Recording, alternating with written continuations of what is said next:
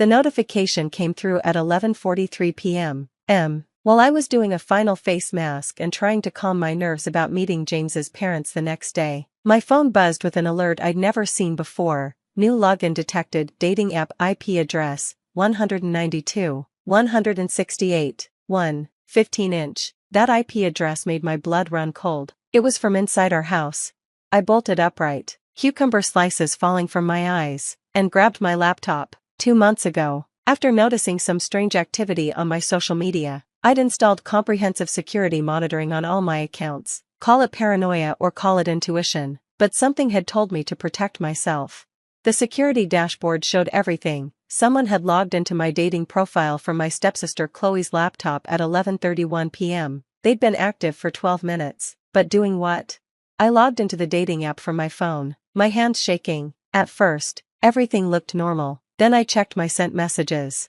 My profile had sent 18 messages in those 12 minutes, all to different members of the Morrison family, James's parents, his sister, his brother, even his elderly grandmother who'd recently joined social media to stay connected with the grandkids. The messages were horrific. To his mother, can't wait to meet you tomorrow. Hope you're ready for your precious son to see what a real woman can do. I've already got him wrapped around my finger. The family fortune won't know what hit it. To his father, James tells me you're a pastor. How does it feel knowing your son is dating someone who's been with half of Seattle? Don't worry, I'll pretend to be a good girl at dinner. To his sister, looking forward to replacing you as the family favorite. James already likes me better than you anyway. To his grandmother, hey grandma, ready to hand over the family heirlooms? I've got my eye on that diamond necklace James showed me pics of. Each message was crafted to hit specific triggers: gold digging, promiscuity, manipulation, disrespect. Whoever wrote these knew exactly what would horrify a conservative, tight-knit family.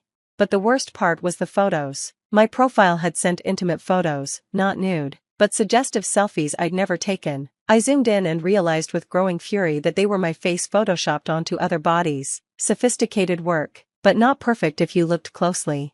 I knew exactly who'd done this. The same person who'd been making snide comments about James since we'd started dating 6 months ago. The same person who'd accidentally mentioned at dinner last week that she'd had a crush on James since high school. The same person whose laptop IP address was now burned into my brain.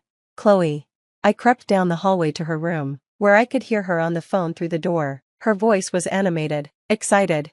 It's done, Megan. I sent everything. His whole family got messages. Once they see what a psycho she is, he'll dump her before dessert. She giggled, the sound making my skin crawl. I've loved him since high school. This is my chance. With her out of the picture, he'll finally notice me at the reunion next month. Are you sure he won't figure out it was you? Her friend asked over speaker. How? I used a VPN to hide my tracks. Plus, I made the messages sound exactly like her. Pretentious. Fake nice. Gold digger vibes. His family will eat it up. Conservative Christians from Texas meeting a Seattle liberal who's after their money? It's perfect. I recorded everything on my phone, then crept back to my room. Rage burned in my chest, but I pushed it down. Chloe had made 3 critical mistakes. First, she'd used her own laptop initially before remembering to use a VPN. Second, she'd underestimated my security measures. And third, she didn't know I was friends with James's sister through work. We'd planned this family meeting together. I called Sarah Morrison immediately. Julia, it's late. Is everything? Sarah, I'm so sorry to call, but something's happened. Someone hacked my dating profile and sent horrible messages to your entire family, including your grandmother. What? Oh my God, we all just got them. Mom is freaking out. Dad's ready to forbid James from seeing you. Grandma's clutching her pearls literally. It was my stepsister. I have proof. Can you do me a huge favor? Anything. Don't tell them yet. Let me handle this at dinner tomorrow. Trust me? Sarah paused. You know what? Yes. This should be interesting. What do you need me to do? We spent the next hour planning. I forwarded her all the evidence, the IP logs, the security alerts, screenshots of the real messages versus the fakes, and the audio recording of Chloe's confession. Sarah, bless her, was a graphic designer and immediately spotted the Photoshop tells in the fake pictures. This is insane, she said. She really thought this would work? She's been jealous since James and I started dating. They went to high school together, and she's built up this whole fantasy about them being meant to be. James barely remembers her. He mentioned she was weird in high school too, always showing up where he was, trying to insert herself into his friend group. That tracked with what I'd observed. Chloe's obsession had only gotten worse since James and I became official. She'd accidentally shown up at 3 of our dates, always claiming coincidence. She'd friend requested all his friends on social media. She'd even dyed her hair to match mine last month. So what's the plan? Sarah asked. I'm going to give her exactly what she wants. A chance to see James tomorrow. You're inviting her to the dinner? Oh yes. She's about to learn what happens when you try to destroy someone who keeps receipts. The next morning, I woke up early and played my part perfectly. I acted nervous about the dinner, fussing over my outfit and asking my stepmother Rebecca for advice. Chloe watched from the kitchen, dark circles under her eyes from her late-night hacking session. You know, I said casually, James's family is really important to him. This dinner could make or break our relationship. Chloe perked up. Really? That seems like a lot of pressure. It is. That's why I'm so grateful nothing weird has happened. Can you imagine if someone tried to sabotage this? It would be unforgivable. She shifted uncomfortably. Yeah, that would be crazy. Actually, I added, as if just thinking of it. Would you want to come? For moral support? I know you and James went to school together. Her eyes lit up. Really? You'd want me there? Of course. We're sisters, right? The word tasted bitter, but I smiled sweetly. Plus, James's family is big on meeting the whole family. It would look good to have you there. Yes, I mean, if you're sure, absolutely. We'll leave at 5. She practically floated back to her room. I could almost hear her planning how she'd comfort James after his family rejected me, how she'd be there to pick up the pieces, how this was fate bringing them together.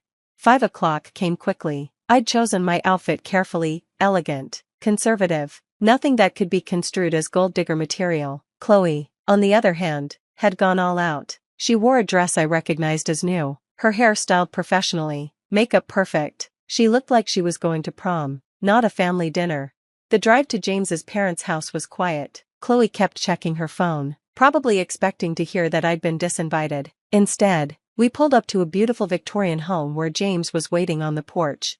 Hey, beautiful, he said, kissing me hello. Then, with clearly forced politeness, oh, hi Chloe, I didn't know you were coming. Julia invited me, she said brightly. It's been so long since we caught up. James shot me a confused look, but I squeezed his hand. He knew something was up but trusted me enough to play along. Inside, the Morrison family was gathered in the living room. I could feel the tension immediately, carefully controlled expressions, overly polite greetings. They'd seen those messages. They thought they were meeting a gold-digging, manipulative woman who was corrupting their son. Mom, Dad, everyone, James said, this is Julia, and her stepsister, Chloe. I smiled warmly, shaking hands, making eye contact. Chloe practically vibrated with anticipation, waiting for the confrontation she assumed was coming. It's so wonderful to finally meet you all, I said. James speaks about you constantly, all good things, I promise. Yes, Mrs. Morrison said coolly, we've heard quite a bit about you too, especially recently. There it was, the opening. Actually, I said, reaching into my purse, I'm glad you brought that up. I have something important to share with all of you. I pulled out a folder. Yes, I'd made a physical folder, complete with labeled tabs. Lawyers prepare for everything.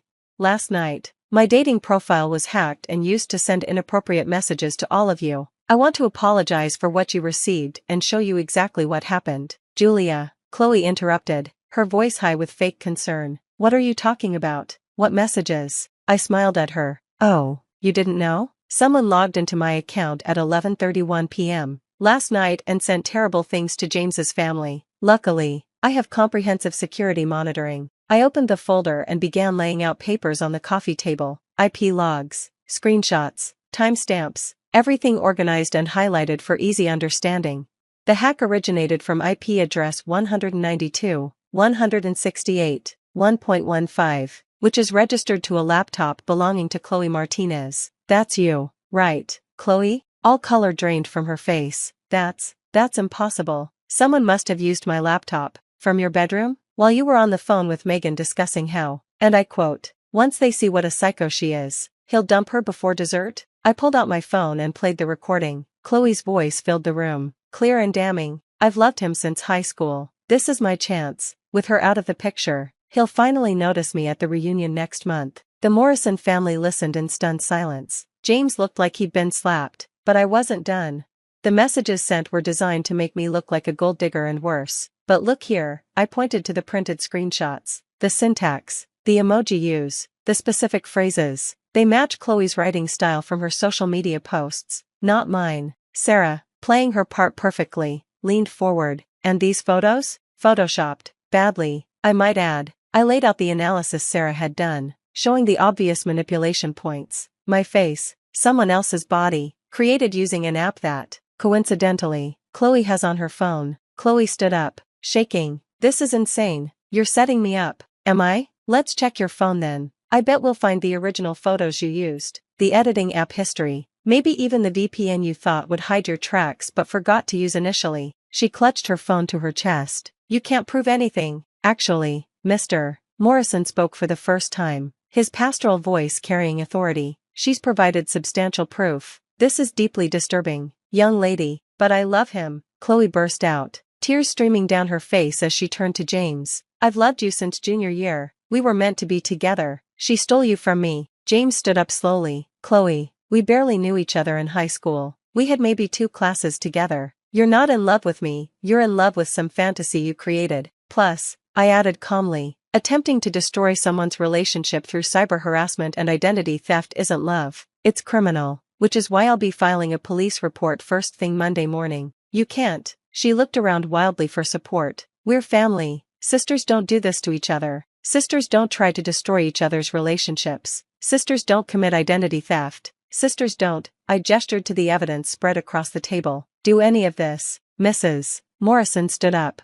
her face sympathetic but firm. I think you should leave, Chloe. James will drive Julia home later. This isn't fair, Chloe wailed. She's manipulating all of you. Can't you see what she's doing? What I see, Grandma Morrison said, speaking for the first time, is a young woman who handled a vicious attack with grace and intelligence, and another young woman who needs serious help. Security footage from their doorbell camera would later show Chloe's dramatic exit, mascara running, stumbling in her 2 high heels, calling an Uber while sobbing into her phone to Megan about how the plan didn't work. Inside, the atmosphere transformed completely. Mrs. Morrison enveloped me in a warm hug. I'm so sorry we doubted you, even for a moment. You had every right to be concerned, I said. Those messages were horrible. The way you handled this, Mr. Morrison said, shaking his head in admiration, collecting evidence, staying calm, facing it head-on. That takes character. She's a lawyer, James said proudly, his arm around me. The best one I know. The rest of the dinner was wonderful. The family that had been prepared to reject me instead embraced me fully. We laughed about Grandma learning to use social media, swapped stories about crazy relatives, and made plans for future gatherings.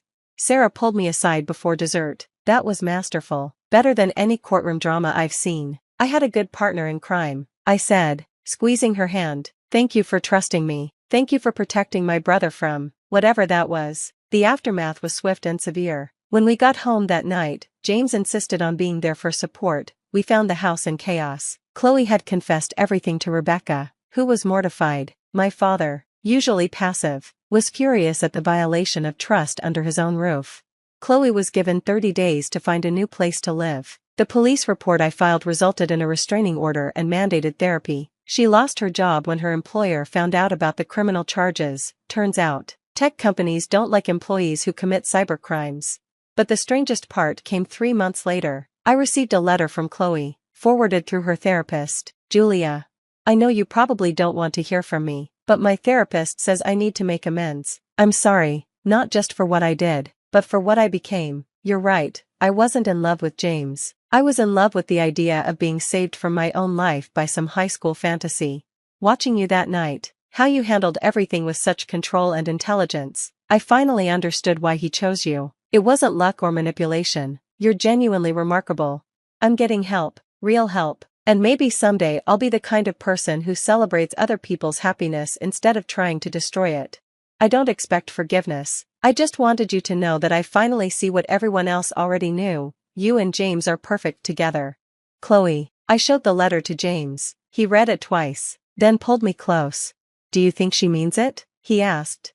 Maybe. Therapy can do amazing things. But meaning it and earning forgiveness are different things. You could have destroyed her that night, pressed charges that would have ruined her life. Instead, you gave her a chance to get help. She's 23, I said, old enough to know better, young enough to change. Maybe. 2 years later, James and I were married in the Morrison family backyard. Sarah was my maid of honor. Grandma Morrison read a beautiful passage about love and trust, and the whole family welcomed me officially into their fold. Chloe wasn't invited, of course, but I heard through Rebecca that she was doing better, holding down a job, continuing therapy, even dating someone age-appropriate who didn't remind her of high school. Sometimes I think about that night, the panic of seeing those messages, the sick feeling of betrayal, the careful planning of my response. Chloe had tried to use technology to destroy me, forgetting that technology leaves trails, that evidence can be collected, that receipts can be kept. She'd thought she was playing chess while I was playing checkers. She didn't realize I wasn't playing at all, I was building a legal case. The dating profile she'd hacked has long since been deleted, I didn't need it anymore, but I kept the security monitoring on everything else, not out of paranoia, but out of wisdom, because Chloe taught me something valuable that night. Sometimes the people who claim to love you are the ones plotting your downfall. But she taught me something else too. When someone tries to destroy your life, you don't have to let them. You can collect your evidence, present your case, and let the truth do the destroying for you. At the family dinner meant to end my relationship, I brought receipts. What I left with was so much more: a family who'd seen me at my best under the worst circumstances, a partner who trusted me completely, and the knowledge that I could face any challenge with grace, intelligence, and a well-organized folder of evidence. Chloe thought she was sending me to my execution. Instead, she sent me to my future, and for that, in the strangest way, I'm almost grateful. Almost. I pressed my ear against the cold metal door of the conference room, my heart pounding as I heard my sister's voice through the crack. Trinity's brilliant, but she's not CEO material. The company needs someone who can truly lead. The words hit me like a physical blow. My own sister, plotting to take everything I'd built. My name is Trinity, and 6 months ago, I was living my dream. I'd turned my garage coding project into a promising tech startup, bringing my sister Lila on board because that's what family does. Now I was eavesdropping outside my own conference room like some desperate spy. The board meeting's tomorrow, Lila continued. I've already spoken with most of the investors. They agree the company needs restructuring. I backed away from the door, bumping into Tabitha, my best friend and lead developer. She steadied me, concern etched across her face. "You okay? You look like you've seen a ghost." "Worse," I whispered, pulling her toward my office. "I just heard Lila planning a hostile takeover." Tabitha's eyes widened. "That's impossible. She's your sister." I sank into my chair, memories flooding back. Growing up in our cramped Bronx apartment, Lila had always been the charming one, the one who could talk her way out of anything. I was the quiet kid coding in the corner, dreaming of escape. Now, those same skills that had gotten us out were about to be used against me. Trinity, Julian, our newest investor, appeared in my doorway. Tall, polished, and carrying the kind of confidence only old money can buy. "Your sister mentioned you might be free for dinner tonight, to discuss the Morgan contract." I forced a smile, knowing exactly what this was. Another piece of Lila's plan. "Actually, I need to finish the new security protocol tonight. Maybe next week?" Julian's disappointment was visible. "Lila said you might say that. She mentioned you've been distant lately." "I've been busy coding the foundation of our entire platform," I said, unable to keep the edge from my voice. "Someone has to do the actual work around here." After Julian left, Tabitha closed the door. "What are you going to do?" I turned to my computer, pulling up the company's financial reports. "First, I'm going to figure out exactly what Lila's been telling the board." Then, my phone buzzed. A text from Mom. "Lila says you're working too hard. Don't let ambition ruin your relationships, baby." I laughed bitterly. Even now, Mom was falling for Lila's act. Just like when we were kids, and Lila could convince her that any broken dish or missing money was my fault. "You need to fight back," Tabitha said, leaning over my shoulder to look at the reports. "This is your company." "No," I said, an idea forming. "I need to be smarter than that. Pull up the AI project we've been working on after hours. The pattern recognition algorithm? It's nowhere near ready." I started typing, my fingers flying across the keyboard. "It will be. And when it is, it's going to see patterns that Lila can't hide." A knock at the door made us both jump. Lila walked in, perfect as always in her designer suit. "Working late again, sis. You should really let me handle more of the business side. You're so much better with the technical stuff." Our eyes met, and for a moment, I saw through her mask. The calculated ambition, the cold determination. My sister was going to try to destroy me tomorrow. "You're right," I said, matching her fake smile. "I should focus on what I'm good at." Lila beamed, probably thinking I was giving in. "That's what I've been saying. The board meeting tomorrow will sort everything out, you'll see." After she left, Tabitha grabbed my arm. "Tell me you're not giving up." I turned back to my computer, determination replacing fear. "No, I'm doing exactly what she said, focusing on what I'm good at. And what I'm good at is going to expose exactly who my sister really is." The office grew quiet as night fell over the city. While Lila was probably celebrating her upcoming victory, I was laying the groundwork for her downfall. Every line of code I wrote was a promise that talent would beat charm, that truth would beat manipulation, that the sister who built something would beat the sister trying to steal it. "You should go home," I told Tabitha around midnight. "Tomorrow's going to be intense." She squeezed my shoulder. "Want me to stay?" I shook my head. "I need to do this part alone." After she left, I stood at my office window, looking out at the city lights. Somewhere out there, our mom was probably proud that her ambitious daughter Lila was about to become CEO. She had no idea that her other daughter was about to teach everyone a lesson about underestimating the quiet one. I cracked my knuckles and sat back down at my computer. The board meeting was in 9 hours. Time to show my sister that some things can't be stolen. They have to be earned. The board meeting went exactly as Lila planned. I sat there, numb, as she masterfully presented her case for restructuring. Every weakness she pointed out was one she'd carefully engineered over the past months. Every solution she offered positioned her as the savior. "While Trinity's technical brilliance is undeniable," she said, her voice dripping with fake concern, "we need experienced leadership to take us to the next level." I opened my mouth to object, but Julian cut me off. "The numbers don't lie. Our market position has weakened considerably in the last quarter." Of course it had.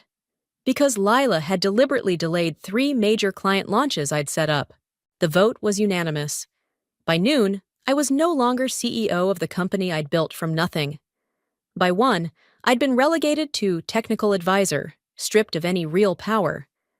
By 2, Lila had moved into my office, and I was being shifted to a smaller space down the hall.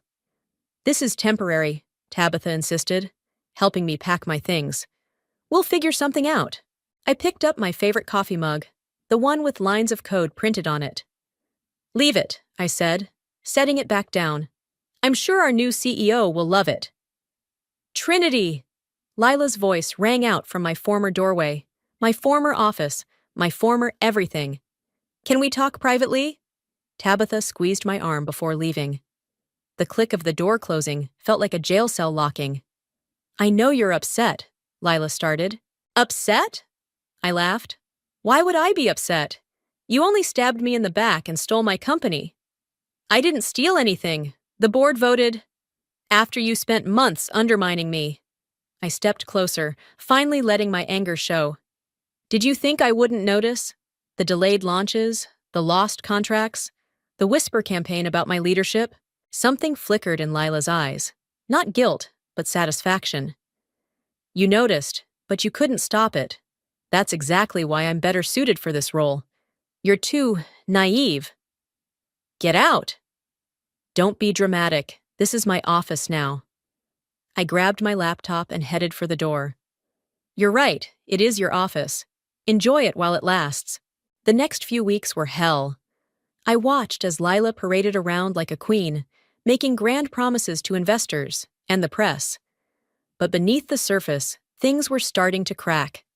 Client complaints increased. Development timelines slipped. The core technology, my technology, needed updates that only I truly understood. I worked late every night, not because Lila asked me to, but because I was building something new, something secret. You should go home, Tabitha said one night, finding me still at my desk at 11 p.m. You look exhausted. I shook my head, pointing to my screen. Look at this. I found something in the financial reports. She leaned in, squinting at the numbers. These transactions, they don't make sense. Exactly. Money's moving around in weird patterns. But it's subtle, hidden under legitimate-looking transfers. You think Lila's cooking the books? I pulled up my private project, the AI I'd been developing.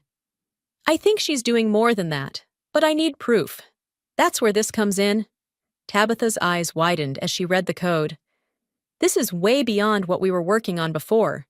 You've basically created a financial forensics AI. It's not ready yet, but when it is, the office door opened suddenly. Julian stood there, looking uncomfortable. Trinity? Lila wants the quarterly tech review by morning. The review that usually takes 2 weeks to prepare? That review? He shifted awkwardly. She says you've had plenty of time. Fine. I turned back to my screen. I'll add it to my list of impossible tasks. After he left, Tabitha sat down beside me. He knows something's wrong. I've seen him watching Lila in meetings, asking questions she can't really answer. Everyone's starting to see cracks, I said, pulling up another suspicious transaction. But seeing isn't enough. We need proof. My phone buzzed. A text from Mom. Saw Lila on the business news. So proud of my girl making it big. I turned the phone face down without responding. You haven't told your mom anything, have you? Tabitha asked softly. What's to tell? That I'm such a failure I let my own sister steal my company?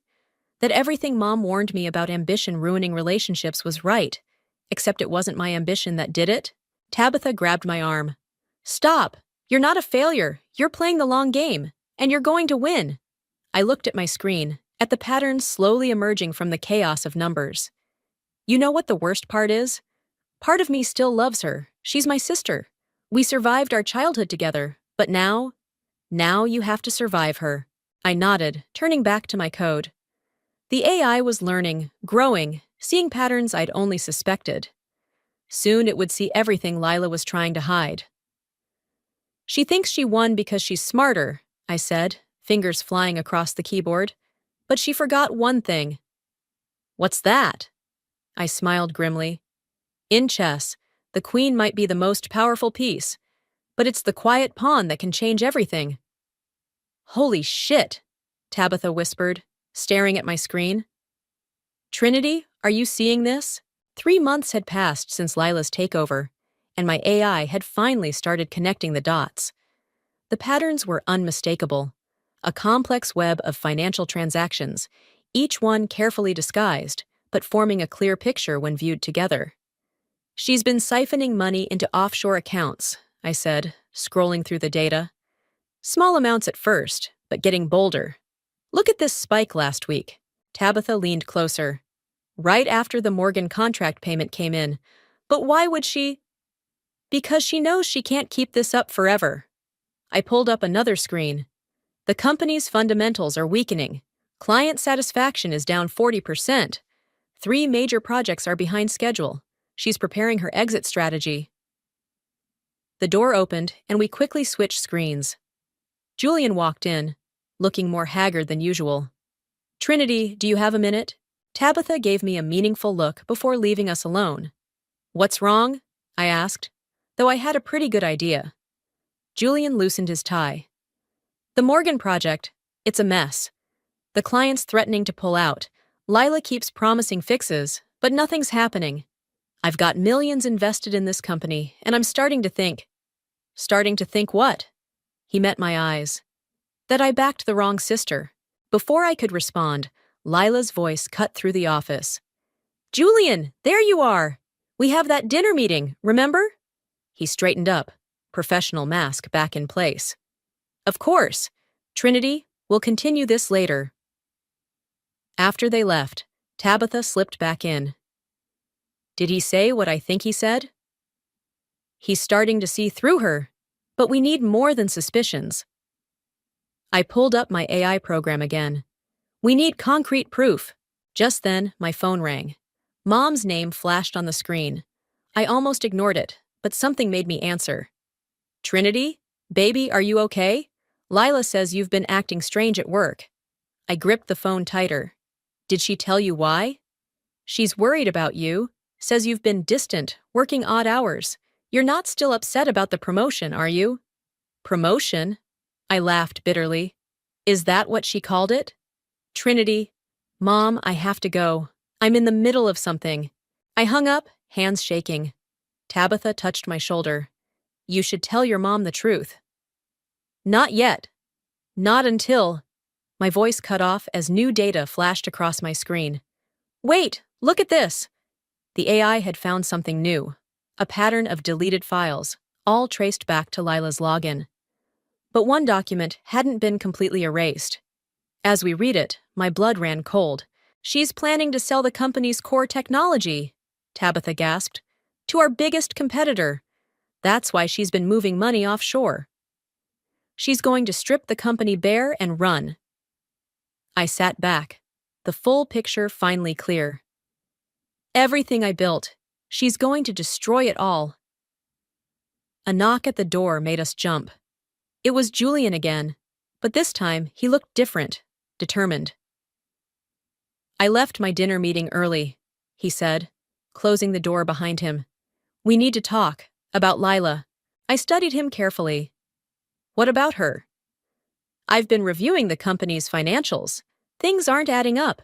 And tonight at dinner, she tried to convince me to approve a technology transfer that would essentially gut the company's IP. I glanced at my screen, then back at Julian. And what do you want me to do about it? He stepped closer. Help me stop her. I know you've been working on something. I've seen you and Tabitha here late at night. Whatever it is, if it can prove what I suspect. I shared a look with Tabitha, who nodded slightly. Sit down, I said, turning my monitor toward him. There's something you need to see. For the next hour, we showed him everything. The financial trails, the deleted files, the pattern of deception. His face grew darker with each revelation. This is incredible, he said finally. Your AI found all this? It's still learning. Still finding new connections. But yes. He stood up, straightening his jacket. We need to take this to the board, immediately. Not yet, I said. We need one more piece, something even Lila can't talk her way out of. What's that? I smiled, feeling for the first time in months that I was back in control. The proof that she's planning to sell our core technology. Give me 2 days. I know exactly where to look. After Julian left, Tabitha hugged me tight. We're really doing this. Yes, I said, turning back to my computer. It's time to show my sister that some things are unforgivable. And karma's coming for her. I worked through the night, my AI searching, learning, finding. Somewhere in the building, Lila was probably sleeping peacefully, thinking she had won. But she forgot one crucial thing about me. I don't just write code. I write justice. The next morning, I arrived early to find someone waiting outside my office. Cade Johnston, one of the most respected tech veterans in the industry. My heart skipped a beat. What was he doing here? Trinity, he said, extending his hand. I've been following your work for a while. Mind if we talk? I glanced at my computer, where my AI was still running searches, then back at him. Of course. Please come in. As we sat down, Lila appeared in the doorway, her face flickering with surprise, before settling into a practiced smile. Cade, I didn't know you were coming by today. This isn't an official visit, he said coolly. I'm here to speak with Trinity about her AI developments. Lila's smile tightened. As CEO, I should probably sit in. That won't be necessary, Cade cut her off. This is a technical discussion. After Lila left, clearly fuming, Cade leaned forward. Your sister's made quite a few enemies in the industry lately, especially with these rumors about selling proprietary technology. My fingers twitched toward my keyboard. What have you heard? Enough to be concerned. But that's not why I'm here. He pulled out his tablet, showing me a technical forum post. This code snippet you shared 3 months ago, it's brilliant, and I suspect it's just the surface of what you're really working on. Before I could respond, Tabitha burst in. Trinity, you need to see this. She stopped short, seeing Cade. Oh, I'm sorry, I didn't. Show me, I said, nodding toward my screen. She rushed over, pulling up a series of emails my AI had uncovered. Look at this correspondence between Lila and Tech Giant's acquisition team. She's already negotiated a price for our core patents. Cade stood up, looking at the screen. This is serious. If she sells those patents, your company's finished. It's not just the patents, I said, pulling up more data. Look at these financial transfers. She's been systematically weakening the company while building her own exit strategy. How did you find all this? Cade asked, studying the patterns on screen. I hesitated, then decided to trust him. I built an AI system that can detect patterns in corporate data, financial transactions, communications, deleted files. It sees everything. His eyes widened. That's why you shared that code snippet. You were testing part of the algorithm. A knock at the door interrupted us. Julian entered, looking anxious. Trinity, we have a problem. Lila's called an emergency board meeting for tomorrow morning. What? Why? She's presenting a strategic restructuring plan. I think she's making her move. Tabitha grabbed my arm. She must know we're onto her. I turned to Cade. Why are you really here? He smiled. Because I've been watching you, Trinity, waiting to see how you'd handle this situation. You've built something remarkable, not just the AI, but the way you've approached this whole mess. The industry needs leaders like you. I'm not a leader anymore, I said bitterly. Lila made sure of that. No, he said firmly. You're exactly the kind of leader we need. Someone who builds rather than destroys. Someone who fights with intelligence rather than manipulation. Julian stepped forward. He's right, and we need to act now. The board meeting. We'll be too late, I finished, an idea forming. Unless. Cade, would you be willing to help us? What do you need? I pulled up my AI's interface. How would you like to see what this system can really do? For the next few hours, we worked frantically. Cade's industry expertise helped us understand exactly what Lila was planning. Julian contacted key board members, preparing them for what was coming. Tabitha and I fine-tuned the AI, making sure every piece of evidence was irrefutable. As evening fell, Lila appeared again, her confidence clearly shaken by Cade's presence. Trinity, about tomorrow's meeting. Save it, I said, not looking up from my screen. We both know what tomorrow is about. She stepped closer, lowering her voice. You're my sister, don't forget that. I finally met her eyes. You forgot it first. After she left, Cade put a hand on my shoulder. You ready for tomorrow? I looked at my screen, where the final pieces of evidence were falling into place. I've been ready since the day she betrayed me. Julian checked his phone.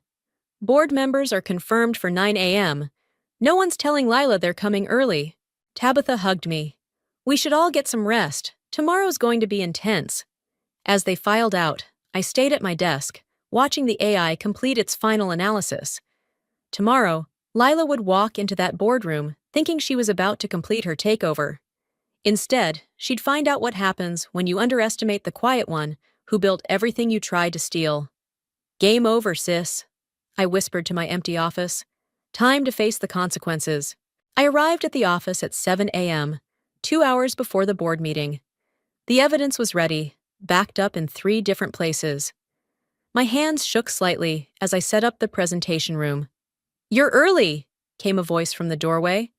I turned to find Mom standing there, looking uncertain. Mom, what are you doing here? Lila called me last night, said you've been acting strange, making accusations. She's worried about you, baby. Of course she'd called Mom. One last manipulation. Did she tell you about the offshore accounts, the stolen technology, the fraud? She said you might say things like that. Mom stepped closer. Honey, maybe you need some time off. Lila says. Stop telling me what Lila says. My voice cracked. For once, Just listen to me. The door opened again. Tabitha walked in, followed by Julian and Cade. Their presence gave me strength. Mrs. Murray, Cade said formally. I'm Cade Johnston. I think you should stay for this meeting. See for yourself what's really happening. Mom looked confused, but sat down.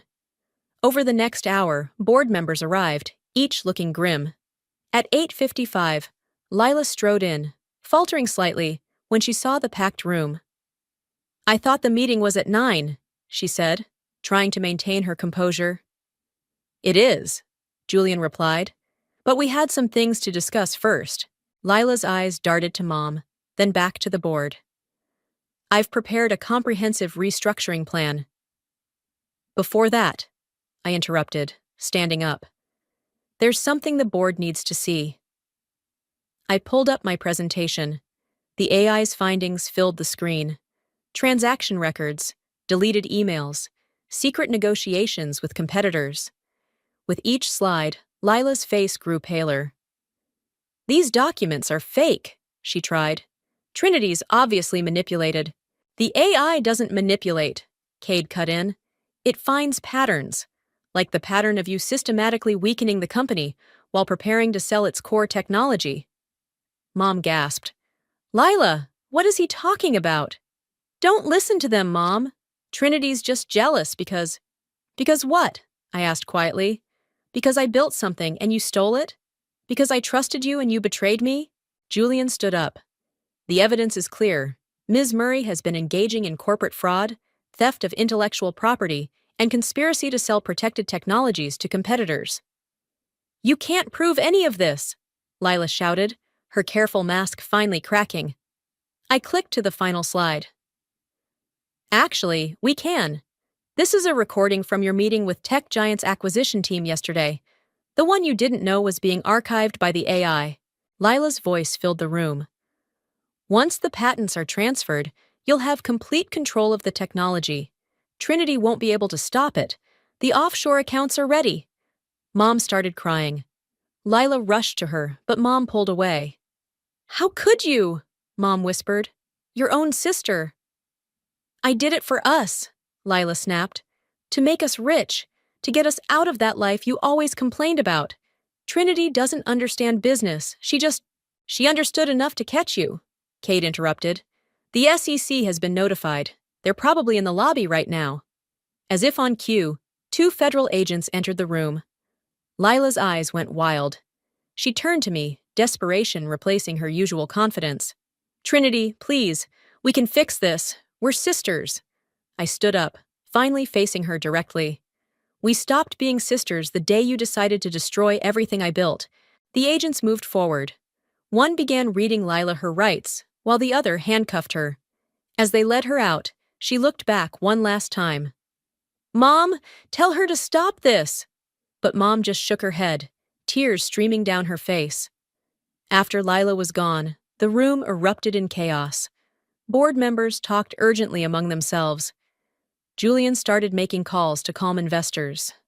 Mom approached me slowly. I'm so sorry, baby. I should have listened to you. It's okay, Mom. She fooled a lot of people. Cade cleared his throat. Trinity, the board would like to speak with you about the company's future. I hugged Mom quickly, then turned to face the board. The next few hours would be crucial, stabilizing the company, reassuring clients, protecting our technology. But for the first time in months, I felt ready. Tabitha squeezed my hand. You did it. We did it, I corrected her, looking at my unlikely team. Tabitha, Julian, Cade, even Mom. And we're just getting started. As I walked to the head of the table, I caught my reflection in the window. I didn't see the quiet coder anymore, or the betrayed sister. I saw someone stronger, someone who had learned that sometimes justice comes through lines of code rather than confrontation. The board chairman spoke. Trinity, we'd like to discuss your return as CEO. I sat down, ready to rebuild what Lila had tried to destroy. Let's talk about the future. The news of Lila's arrest exploded across tech media. As I walked into the office the next morning, every screen seemed to be playing the same footage. My sister being led out in handcuffs, her perfect image finally shattered. Trinity! Tabitha rushed up to my new old office, the one Lila had taken from me. You need to see this. She handed me her tablet. An email from our biggest client, the Morgan contract that Lila had nearly destroyed. In light of recent events, we'd like to reaffirm our commitment to working with the original leadership. They're staying, I breathed. Even after everything? They're not just staying. Julian appeared in the doorway. 3 more major clients called this morning. They want to expand their contracts. Turns out your reputation in the tech community means something. My phone buzzed, a text from Mom. At the courthouse, Lila's bail hearing. Do you want to come? I showed the message to Tabitha. Are you going? She asked softly. Before I could answer, Cade walked in. Sorry to interrupt, but we have a situation. The press is downstairs, demanding a statement. I can handle them, Julian offered. No, I said, standing up. It's time I faced this head-on. In the elevator down, Cade briefed me. Keep it professional. Focus on the company's future, not the personal betrayal. And remember, you're not just fighting for your company now. You're fighting for every woman in tech who's been underestimated. The lobby was packed with reporters. Camera flashes burst as I approached the podium. Ms. Murray, how does it feel to take down your own sister? Was this revenge? Did you develop the AI specifically to trap Lila? I held up my hand, waiting for quiet. This isn't about revenge. It's about justice, about protecting what we built here. The technology, the jobs, the trust of our clients. Yes, Lila is my sister, but this company is my family too, and I had to protect it. More questions flew, but a commotion at the back of the room drew everyone's attention. Mom pushed through the crowd, her eyes red from crying. Trinity, she called out. The hearing. Lila wants to see you. The reporters went wild, but I stepped away from the podium, following Mom to a quiet corner. What did she say? She's scared. The judge denied bail, something about flight risk because of the offshore accounts. She keeps saying she can explain everything. I leaned against the wall. Did she explain why she did it? Why she betrayed me? She said. Mom wiped her eyes. She said she was tired of being in your shadow, that you were always the smart one, the talented one. She wanted to prove she could be more. By destroying what I built? By controlling it. Oh, baby, I'm so sorry. I should have seen what she was doing to you. Cade appeared beside us. Trinity, the board's waiting upstairs. We need to discuss the company's direction. I hugged Mom quickly. Tell Lila, tell her I hope it was worth it. Back in the boardroom, Julian had prepared a presentation on stabilizing the company. But as he talked about damage control and PR strategies, my mind kept drifting to Lila, sitting in a cell, finally facing the consequences of her actions. Trinity? Tabitha touched my arm. They're asking about the AI system. I focused back on the room. The board members were looking at me expectantly. The pattern recognition system that caught Lila? I stood up. That was just the beginning. With proper development, it could revolutionize corporate security, financial monitoring, fraud detection. Which is why, Cade interrupted, I'd like to propose a partnership. My firm has the resources to help develop this technology properly. The board erupted in excited discussion. As they talked, my phone buzzed again. Another text from Mom. Lila's lawyer says she might make a deal. Turn evidence about corporate corruption she witnessed. What should I tell her? I showed the message to Tabitha. Even now, she's trying to manipulate the situation, Tabitha said quietly. Let her, I replied, turning back to the board discussion. The truth will come out either way. As the meeting wrapped up, Julian pulled me aside. You okay? It's been an intense few days. I looked around my office. My real office, the one I'd built this company from. You know what? I am okay. For the first time in months, everything's exactly where it should be. Except Lila. No, I said firmly. She's exactly where she should be too. Sometimes karma needs a little help from an AI system. The sun was setting over the city as I finally sat down at my desk. On my screen, the AI continued its work, finding patterns, protecting what we'd built. Lila had tried to steal my company, but she'd given me something instead. the strength to fight back, the wisdom to do it smart, and the knowledge that sometimes the quietest person in the room is the one you should fear most. The courthouse was packed for Lila's sentencing. 3 months had passed since her arrest, and the tech world was watching. I sat in the back row, Tabitha on one side, Mom on the other. "The defendant will rise," the judge announced. Lila stood, wearing a plain gray suit instead of her usual designer clothes. She looked smaller somehow, her confidence stripped away by prison walls and legal proceedings. "Before I deliver the sentence," the judge continued, "would you like to make a statement?" Lila turned, her eyes finding mine in the crowd. I want to apologize. To my sister Trinity. I thought I was proving something, but I was just destroying everything she built. Everything we could have built together." Mom squeezed my hand as Lila continued. "I let ambition blind me. I forgot what it meant to be a sister. And now," her voice cracked, "now I've lost everything that actually mattered." The judge nodded gravely. "While your remorse is noted, the severity of your crimes cannot be ignored. Corporate fraud, theft of intellectual property, conspiracy to sell protected technologies." I barely heard the sentence. 5 years, plus restitution. All I could see was Lila's face as reality hit her. 5 years. Our childhood together had lasted longer than she'd be in prison. Outside the courthouse, reporters swarmed. "Trinity, will you rebuild the company?" "Aunt, any comment on your sister's sentence?" Kate appeared, creating a path through the crowd. "Ms. Murray has already rebuilt the company. In fact, she has an announcement to make this afternoon." In the car, Mom was quiet. Finally, she spoke. 5 years. My baby girl." "She did this to herself, Mom," I said gently. "She had choices." "I know. Where did I go wrong with her?" Tabitha, who was driving, caught my eye in the rearview mirror. "You didn't go wrong. Some people just want more than they're willing to earn." Back at the office, Julian was waiting with the final contracts. "Everything's ready for the announcement. The partnership with Cade's firm, the new security division, the AI licensing deals." I looked around the conference room, remembering how it all started, pressing my ear against the door, hearing Lila plot against me. Now I was about to announce something that would change the industry. "The press is ready," Tabitha said, poking her head in. I straightened my jacket and walked to the podium. Camera flashes erupted as I began speaking. "Today, we're announcing the launch of Guardian AI, a revolutionary system for detecting corporate fraud and protecting intellectual property.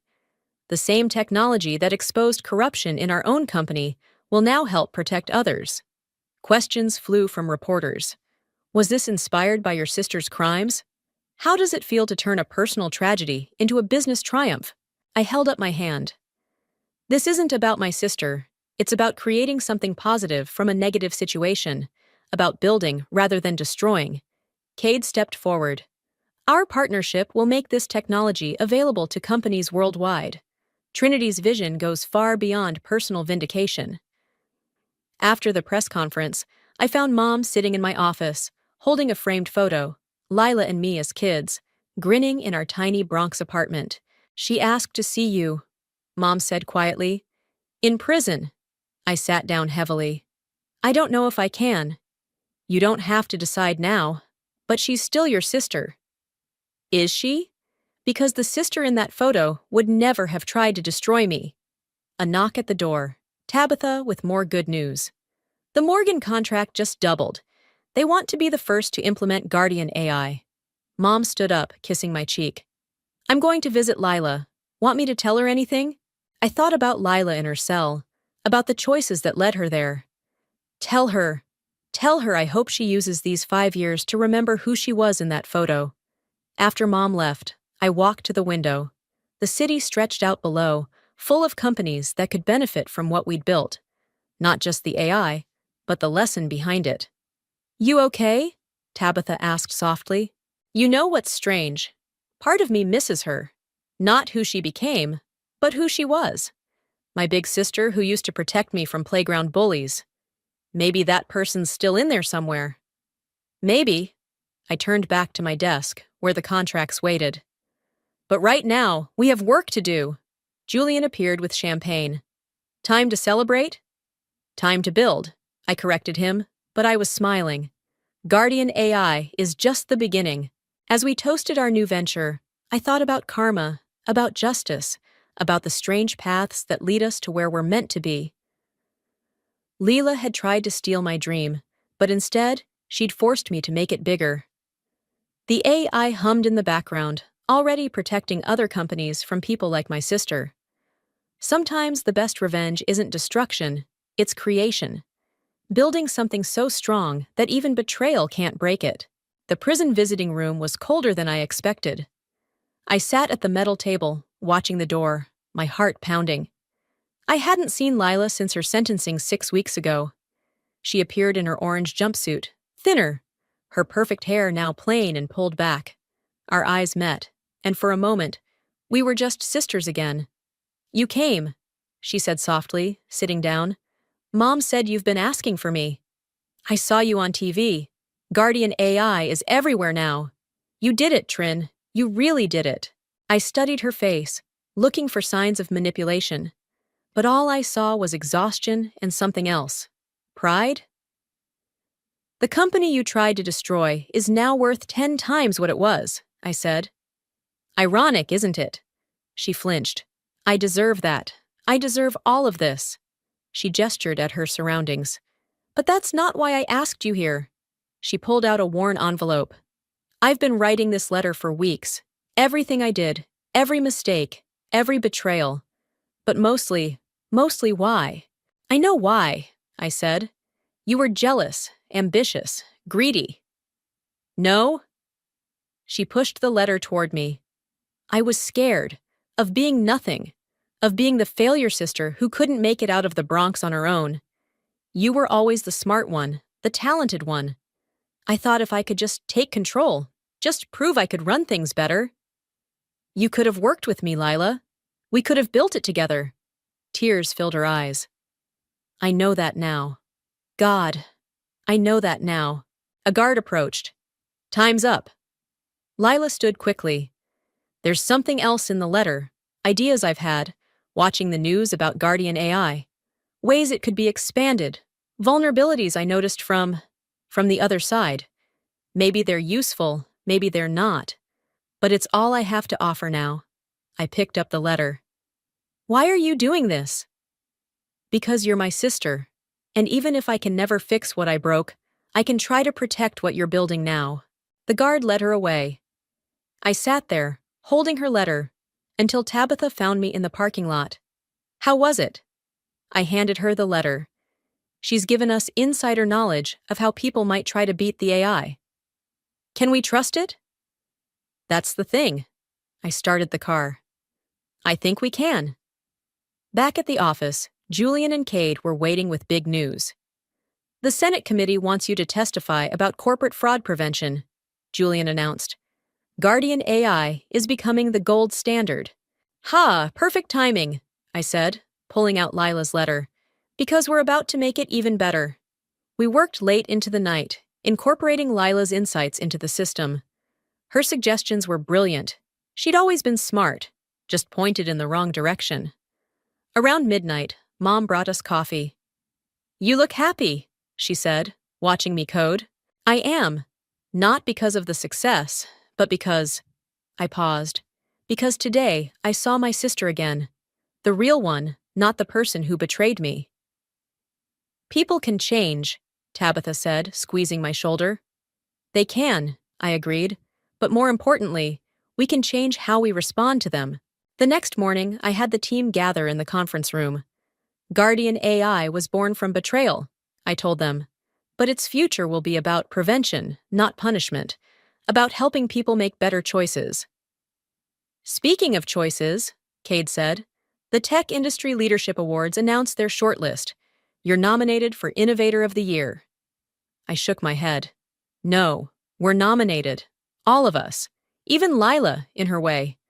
Sometimes our worst moments lead us to our best innovations." That evening, I wrote my own letter to Lila. Not about business or technology, but about sisters and second chances. About how sometimes losing everything helps you find what matters. I ended it with an offer, a job waiting for her after release, using her insights to help other companies protect themselves. Not in leadership, not yet, but a chance to rebuild trust. As I sealed the envelope, Tabitha brought in a new client contract. They're calling Guardian AI the future of corporate ethics. They're wrong, I said, smiling. It's not about the AI. It's about people choosing to do better. The technology just helps them make that choice. I looked around my office, at the team that stood by me, at the company that survived betrayal, at the future we were building. Lila had tried to take everything from me, but instead, she'd helped me create something bigger than either of us. My phone buzzed. A message from the prison. Lila had already started working on more security insights. Not for redemption, she said, but because it was the right thing to do. Sometimes the happy ending isn't about forgetting the past. It's about building a better future. One line of code, one choice, one second chance at a time. I picked up my coffee mug, the one with lines of code that Lila had once tried to claim, and got back to work. There were still companies to protect, systems to build, and bridges to repair. But this time, I wasn't doing it alone. The sunset bleeds through my office window, casting long shadows across the desk where I've spent the last 4 years building someone else's dream. There's something different about tonight's light, something final. My fingertips trace the edge of my keyboard, memorizing its familiar texture, while my stomach twists with the certainty that everything's about to change. I should have seen it coming. The whispered conversations that stopped when I walked by. The way Talia's eyes wouldn't quite meet mine during our morning coffee ritual. The sudden scheduling conflicts whenever I tried to get time with Pierce. But I wanted so badly to believe I was being paranoid. My phone buzzes. Pierce's name appears on the screen. My office, now. The walk down the hallway feels like moving through water. Each step echoes against the polished concrete floors of our startup-turned empire. Engineers hunch over their screens, headphones firmly in place. None of them look up. They know what's coming, probably knew before I did. Gianna, Pierce doesn't stand when I enter. He remains seated behind his massive desk, fingers steepled like some cartoon villain. Please, sit. I remain standing. I'd prefer not to. Suit yourself, he sighs as if I'm already exhausting him. We're implementing some structural changes. The board feels we need to streamline operations, focus on core competencies. Cut the corporate bullshit, Pierce. My voice comes out steadier than I feel. Just tell me I'm fired. His lips twitch. Your position has been eliminated. Talia will be absorbing your responsibilities as part of her promotion to Chief Product Officer. The betrayal hits like a physical blow. Talia, my friend, my confidant, the person I trained myself, has been orchestrating this behind my back. All those late-night strategy sessions, all the secrets we shared. I feel sick. Effective immediately, Pierce continues, sliding a manila envelope across his desk. Your severance package is generous. Sign today, and we'll add 3 months of healthcare coverage. I want to scream. I want to flip his pretentious desk. I want to march straight to Talia's office and demand answers. Instead, I smile. You really think you can buy my silence? Something flickers in his eyes. Uncertainty? Fear? Good. The company appreciates your contributions, Gianna. But business is business. I'm sure you understand. Oh, I understand perfectly. I lean forward, placing my palms flat on his desk. I understand that you're making a massive mistake. And I understand that someday, maybe not tomorrow, maybe not next month, but someday you'll realize exactly what you've lost. Are you threatening me? His voice hardens. Threatening? No. Making a promise. I straighten up, smoothing my blazer. Keep the severance package. I'd rather keep my integrity. I turn to leave, but his voice stops me.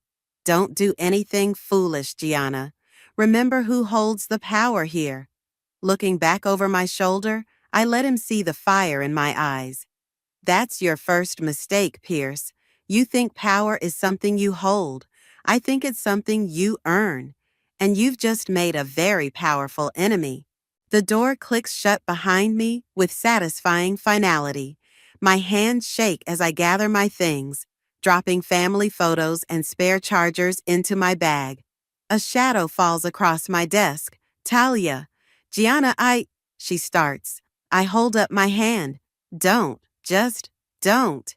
You have to understand, it wasn't personal. Wasn't personal? I laugh, the sound sharp enough to make her flinch. You were my best friend.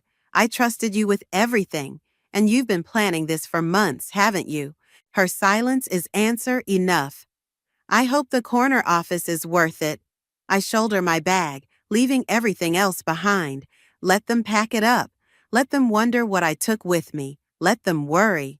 The elevator doors slide open, and I step inside. As they close, I catch one last glimpse of the empire I helped build. The gleaming surfaces, the ambitious plans pinned to walls, the faces carefully turned away from my departure. 4 years of my life, reduced to a cardboard box and a broken trust. But they've made a critical error. They think they're writing the end of my story.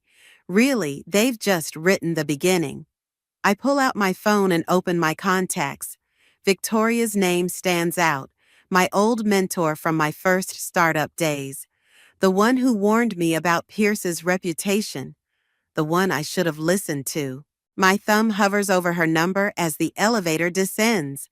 By the time it reaches the lobby, I've made my decision. They want to play corporate chess? Fine, but they're about to learn they're not the only ones who know how to move pieces across the board. Game on. 3 days into unemployment, and my apartment feels like it's shrinking. Empty wine bottles line the kitchen counter, a timeline of my descent from shock to rage. My phone keeps lighting up with concerned messages from my sister Elena, but I can't deal with her everything happens for a reason optimism right now.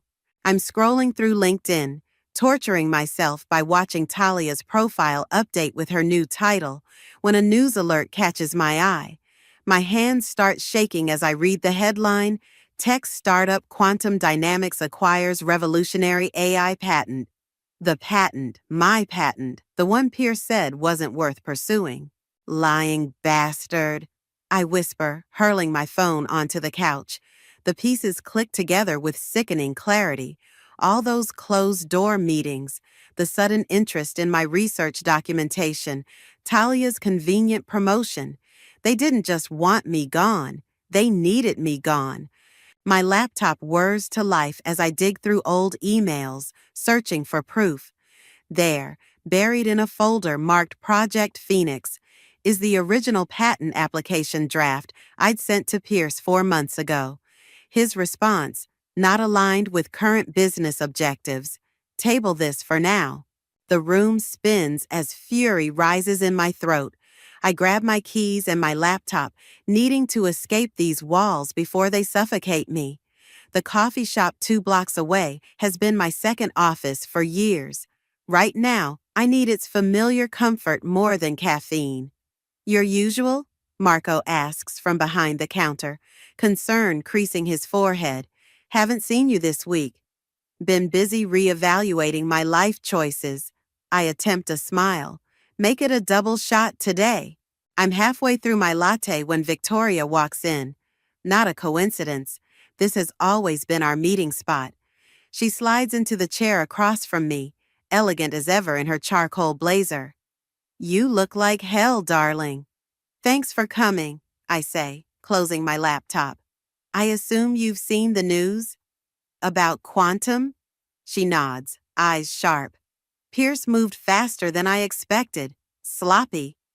They stole my work, Victoria, right out from under me. My voice cracks. I trusted them. I trusted her. Trust is a luxury in this industry. She reaches across the table, squeezing my hand. But betrayal? That's ammunition if you know how to use it. What are you saying? I'm saying I warned you about Pierce for a reason. I've watched him destroy careers before. But you? She leans back, a slight smile playing at her lips. You might be the first person clever enough to destroy his. My phone buzzes. Talia's name appears on the screen. After 3 days of silence, now she wants to talk? I decline the call, but seconds later, a text appears. Please, I need to explain. Meet me at Riverside Park? Victoria reads the message over my shoulder. Go, she says. But remember, everything she says is either ammunition or misdirection. Choose wisely. The park is quiet this time of day. Talia sits on our usual bench, the one where we used to eat lunch and dream up product features. She looks smaller somehow, hunched against the autumn wind. I tried to tell you, she says as I approach. I wanted to warn you, but Pierce. Save it. I remain standing, using my height to full advantage. I don't need explanations, I need answers. Did you know about the patent? She flinches. Not at first. By the time I found out, the deal was already. When? My voice could freeze hell. When did you know? 2 months ago.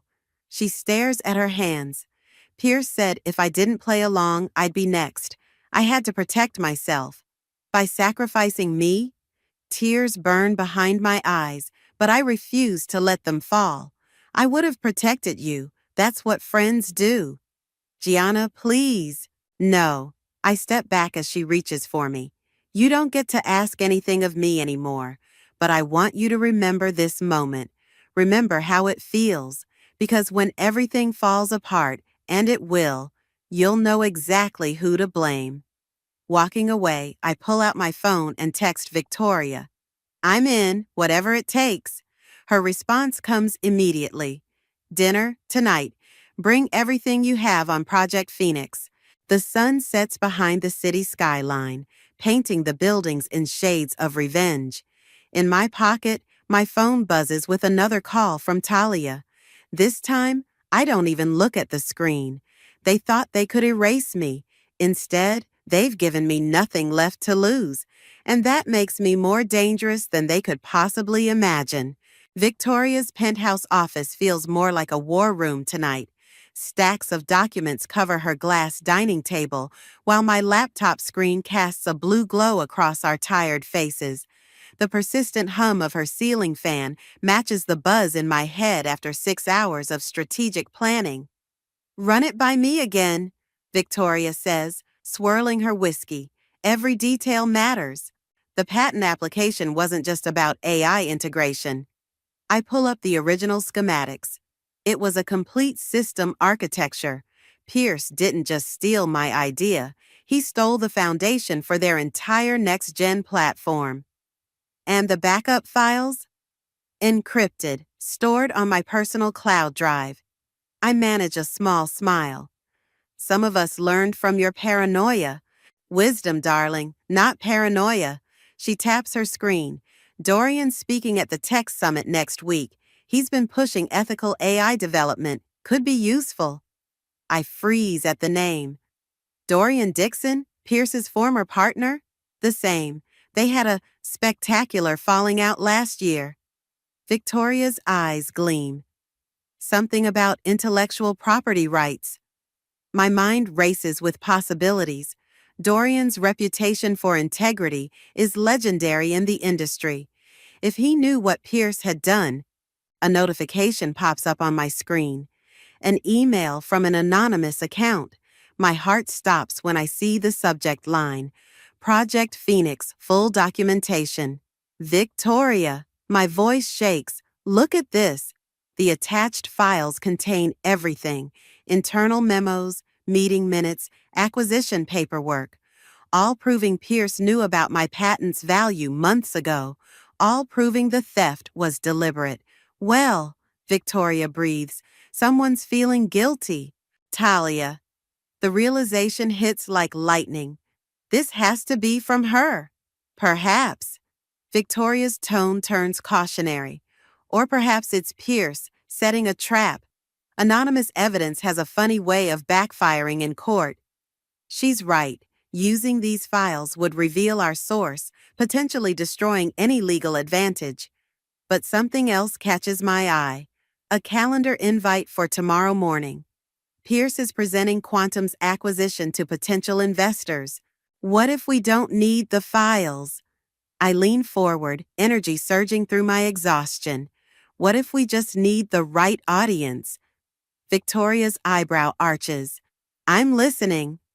The next morning finds me in the lobby of the Millennium Hotel, heart pounding beneath my most expensive suit. Investors and tech journalists mill around, waiting for Pierce's presentation. I spot Dorian near the coffee station, his tall frame impossible to miss. Mr. Dixon, I extend my hand. Gianna Wheeler. Recognition flickers in his eyes. Pierce's former product lead. Among other things, I keep my voice low. I believe we share some concerns about Quantum's latest acquisition. He studies me for a long moment. Coffee? We find a quiet corner. I lay out the basics, my patent, the theft, the timing. With each detail, his expression darkens. I've suspected something like this, he says finally. Pierce's ethics have always been flexible, but proving it, I don't need to prove it yet. I glance toward the conference room doors. I just need to raise the right questions during his presentation. Dorian's lips curve slightly. Questions about the original patent application? Questions about everything. I pull out my phone, showing him my presentation badge, courtesy of Victoria's connections. Unless you think I should walk away? He considers me carefully. Walking away would be safer. I didn't come here to be safe. No, he says softly. I don't suppose you did. He pulls out a business card, scribbling on the back. This is my private number. When this goes sideways, and it will, call me. The conference room fills quickly. I spot Talia near the front, looking polished but tense. She doesn't see me slip into a seat near the middle, laptop ready. Pierce takes the stage, radiating confidence. Today, we're announcing a revolutionary step forward in AI technology. I wait until he's deep into the technical specifications before raising my hand. Could you clarify something about the core architecture? He falters slightly, finally seeing me. Perhaps we could address questions after. It's just that the design seems remarkably similar to a patent application submitted to Quantum 4 months ago. My voice carries clearly through the room. Before any acquisition discussions with Quantum, interesting timing, wouldn't you say? The room stirs. Journalists' fingers fly across keyboards. Pierce's face hardens as he realizes what's happening. Ms. Wheeler, if you have concerns, my legal team would be happy to. Oh, I have more than concerns. I stand slowly. I have questions, and I think everyone here deserves answers. Talia's face has gone white. Phones are coming out, recording. And in the back of the room, Dorian Dixon leans forward, looking very interested indeed. Game on indeed. The aftermath of the presentation hits like a tsunami. Tech blogs explode with headlines about potential patent theft. Quantum's stock takes a dive, and my LinkedIn inbox floods with messages. But victory feels hollow when my phone lights up with an unfamiliar number. Ms. Wheeler? A clipped professional voice. This is Sandra from Blackwood Legal. We're representing Quantum Dynamics in a cease and desist action. My hands shake as I end the call. Within minutes, the email arrives. Pages of legal threats, demands for silence, warnings about malicious interference. They're trying to scare me. It's working. I forward the email to Victoria, then pace my apartment until she calls back. They're bluffing, she says immediately, but they're also desperate, which makes them dangerous. Pierce is claiming I violated my NDA. My voice cracks. Says he'll sue me into oblivion. Of course he is. You embarrassed him publicly. She pauses. The question is, are you prepared for what comes next? Before I can answer, another call comes in. Dorian. Hold on, I tell Victoria. I assume you've received their legal threat? He says without preamble. Just now, Meet me at the Grove. 1 hour. He hangs up before I can respond. The Grove is quiet for a weekday afternoon. Dorian sits at a corner table, a manila envelope in front of him. His expression is grave. Before we continue, he says as I sit, I need to know exactly what you're trying to achieve here. Justice, recognition for my work, to stop Pierce from, no. He cuts me off. The truth, Gianna, what do you really want? The question hits harder than it should. I want them to hurt like I hurt. I want them to lose everything like I did. He nods slowly. Then you should see this. He slides the envelope across the table. Inside are documents, financial records, board meeting minutes, emails. My stomach lurches as I read. This can't be right. Pierce has been cooking the books for months. Quantum is bleeding money. The acquisition of your patent, it's their last play for survival. Understanding dawns with horrible clarity. If I pursue this, if I prove the theft, the company collapses. Hundreds of employees lose their jobs, including many who had nothing to do with what happened to you. My coffee turns bitter in my mouth. All those engineers I used to work with, the marketing team, the customer service reps, all of them casualties of my revenge. Why are you showing me this? Dorian leans back, studying me. Because 15 years ago, I was you, ready to burn everything down because I'd been wronged. Someone showed me the bigger picture. Now I'm doing the same. So I'm just supposed to let them win? The words taste like ash. No, you're supposed to be smarter than them. He pulls out his phone, showing me an email. I'm launching a new venture, ethical AI development with ironclad IP protection. We need a chief product officer. Hope flickers, but suspicion follows. Why would you trust me? Because you had the perfect chance for pure revenge today, but you chose to ask questions instead of making accusations. That shows judgment, character. He smiles slightly. Also, I've seen your patent work. It's brilliant. My phone buzzes, a text from Talia. We need to talk. It's about Pierce, and it's worse than you know. Dorian sees the message.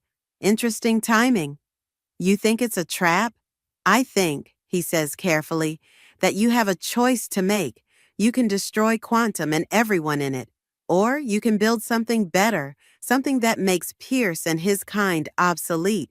I stare at Talia's message, remembering the anonymous email with the documentation.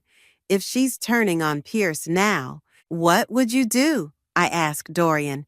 I'd remember that true power isn't in destruction, it's in creation. He stands, dropping his business card on the table. Call me when you decide. Either way, I suspect things are about to get interesting. At home, I spread everything out on my kitchen counter. The legal threats, Dorian's documents, my original patent work. My reflection in the window looks different somehow. Harder, clearer. I pick up my phone and text Talia. Tomorrow, 8 a.m. You bring proof of whatever Pierce is hiding. I'll bring coffee. Then I email Victoria. Need your advice. Things just got complicated. Finally, I open my laptop and start typing. Not a lawsuit, not a public accusation, but something else entirely. A business plan. Because Dorian's right. If I'm going to do this, I'm going to do it right. Pierce wanted a war. Instead, I'm going to build an empire. The coffee shop is empty at 7:55 a.m., except for Talia, hunched over her laptop like it might shield her from what's coming. 2 cups sit in front of her. She remembers I take mine black. The gesture would mean something if trust wasn't a luxury I can't afford anymore. You look terrible, I say, sliding into the seat across from her. She does, designer clothes wrinkled, dark circles under her eyes. Haven't slept much lately. Guilt does that. Guilt or fear. I leave the coffee untouched. Show me what you found. Her hands shake as she turns her laptop toward me. Pierce isn't just stealing patents. He's stealing everything. Look. Spreadsheets fill the screen. Financial records, transfer logs, investor reports. Each tab reveals a new layer of fraud. Pierce hasn't just been cooking the books. He's been running a sophisticated shell game with investor funds. Jesus, my throat tightens. How long? At least a year, maybe longer. Talia's voice drops. That's why he needed your patent. The AI acquisition was supposed to attract new investors before everything collapsed. And you helped him. The words taste like poison. I didn't know at first. By the time I figured it out. She wraps her arms around herself. He has dirt on everyone, Gianna. Things that could destroy careers, relationships, lives. What does he have on you? Her silence speaks volumes. My phone buzzes. Victoria. Where are you? Emergency meeting in 20. Bring your laptop. I have to go. I stand, finally meeting Talia's eyes. Whatever Pierce has on you, get ahead of it. Because when this breaks, and it will break, you don't want to be on the wrong side. Victoria's office is a hurricane of activity. Dorian paces by the window, while Victoria directs what looks like a small army of lawyers via video call. Pierce moved faster than we expected, she says as I enter. He's calling an emergency board meeting. Today. My stomach drops. To do what? To authorize a merger. Dorian turns from the window. With global tech industries, they'll absorb all of Quantum's assets and liabilities, including any patent disputes, Victoria adds grimly. If this goes through, your claim gets buried in corporate red tape for years. My mind races. When's the meeting? 2 hours. Victoria dismisses the video call. We need to move now. No. The clarity of the moment surprises me. We need to let him make the first mistake. I pull out my phone, scrolling through recent calls until I find it, the number for Sandra at Blackwood Legal. How quickly can you get me into that board meeting? Victoria's eyes narrow. What are you planning? Something incredibly stupid. I hit dial. Or incredibly brilliant. 30 minutes later, I'm standing in Blackwood's sleek conference room, facing down 3 senior partners. Ms. Wheeler, Sandra begins, regarding the cease and desist. I'm not here about that. I open my laptop. I'm here about fiduciary duty and securities fraud. The room temperature seems to drop 10 degrees. That's a serious accusation, one partner says carefully. It is, one I'm prepared to take to the SEC. I turn my screen toward them. Unless I get a seat in that board meeting, what follows is the most expensive hour of legal negotiation I've ever witnessed. But by the end, I have what I need. Official observer status at the meeting, backed by an emergency petition citing shareholder interests. My phone buzzes with a text from Dorian. Whatever you're planning, be careful. Pierce fights dirty when cornered. Another message follows, this one from Talia. He knows you're coming to the meeting. Be ready. I text back. I'm counting on it. The elevator ride to Quantum's executive floor feels like ascending to a battlefield. In my briefcase are copies of everything. The fraud evidence, the patent documentation, even Pierce's threatening emails. But my most powerful weapon is something else entirely, the truth about what happens when power corrupts. The boardroom doors loom ahead. Through the glass, I can see Pierce at the head of the table, looking confident as ever. He doesn't know that his perfect escape plan is about to become his perfect trap. My phone buzzes one last time. Victoria. Remember, you're not just fighting for yourself anymore. Make it count. I straighten my jacket, check my reflection in the chrome elevator doors. The woman looking back at me isn't the same one who walked out of this building in defeat weeks ago. Time to show them exactly what I've become. The boardroom falls silent as I take my seat. Pierce's smile doesn't waver, but his knuckles whiten around his pen. 8 board members sit between us, their expressions ranging from curious to hostile. Talia hovers near the door, clutching her tablet like a shield. "Before we begin," Pierce says smoothly, "I move to exclude Miss Wheeler due to conflict of interest." "Actually," I interrupt, sliding a document forward, "my presence has been legally secured. But please continue outlining the merger proposal. I'm particularly interested in the asset valuation section." His eyes narrow slightly. The game begins. For 20 minutes, I listen to him spin a masterful fiction about global tech's interest, the strategic advantages, the shareholder benefits. It's almost beautiful how elegantly he lies. "And the intellectual property portfolio?" I ask when he pauses. "Particularly the recently acquired AI patents?" "All properly acquired and documented." He slides a folder to the board members. "As you can see." "Interesting." I open my laptop because I have documentation showing those patents were developed in-house, under my supervision, months before any acquisition talks. The board chairman leans forward. "Is this true?" "Ms. Wheeler is obviously bitter about her termination," Pierce interjects.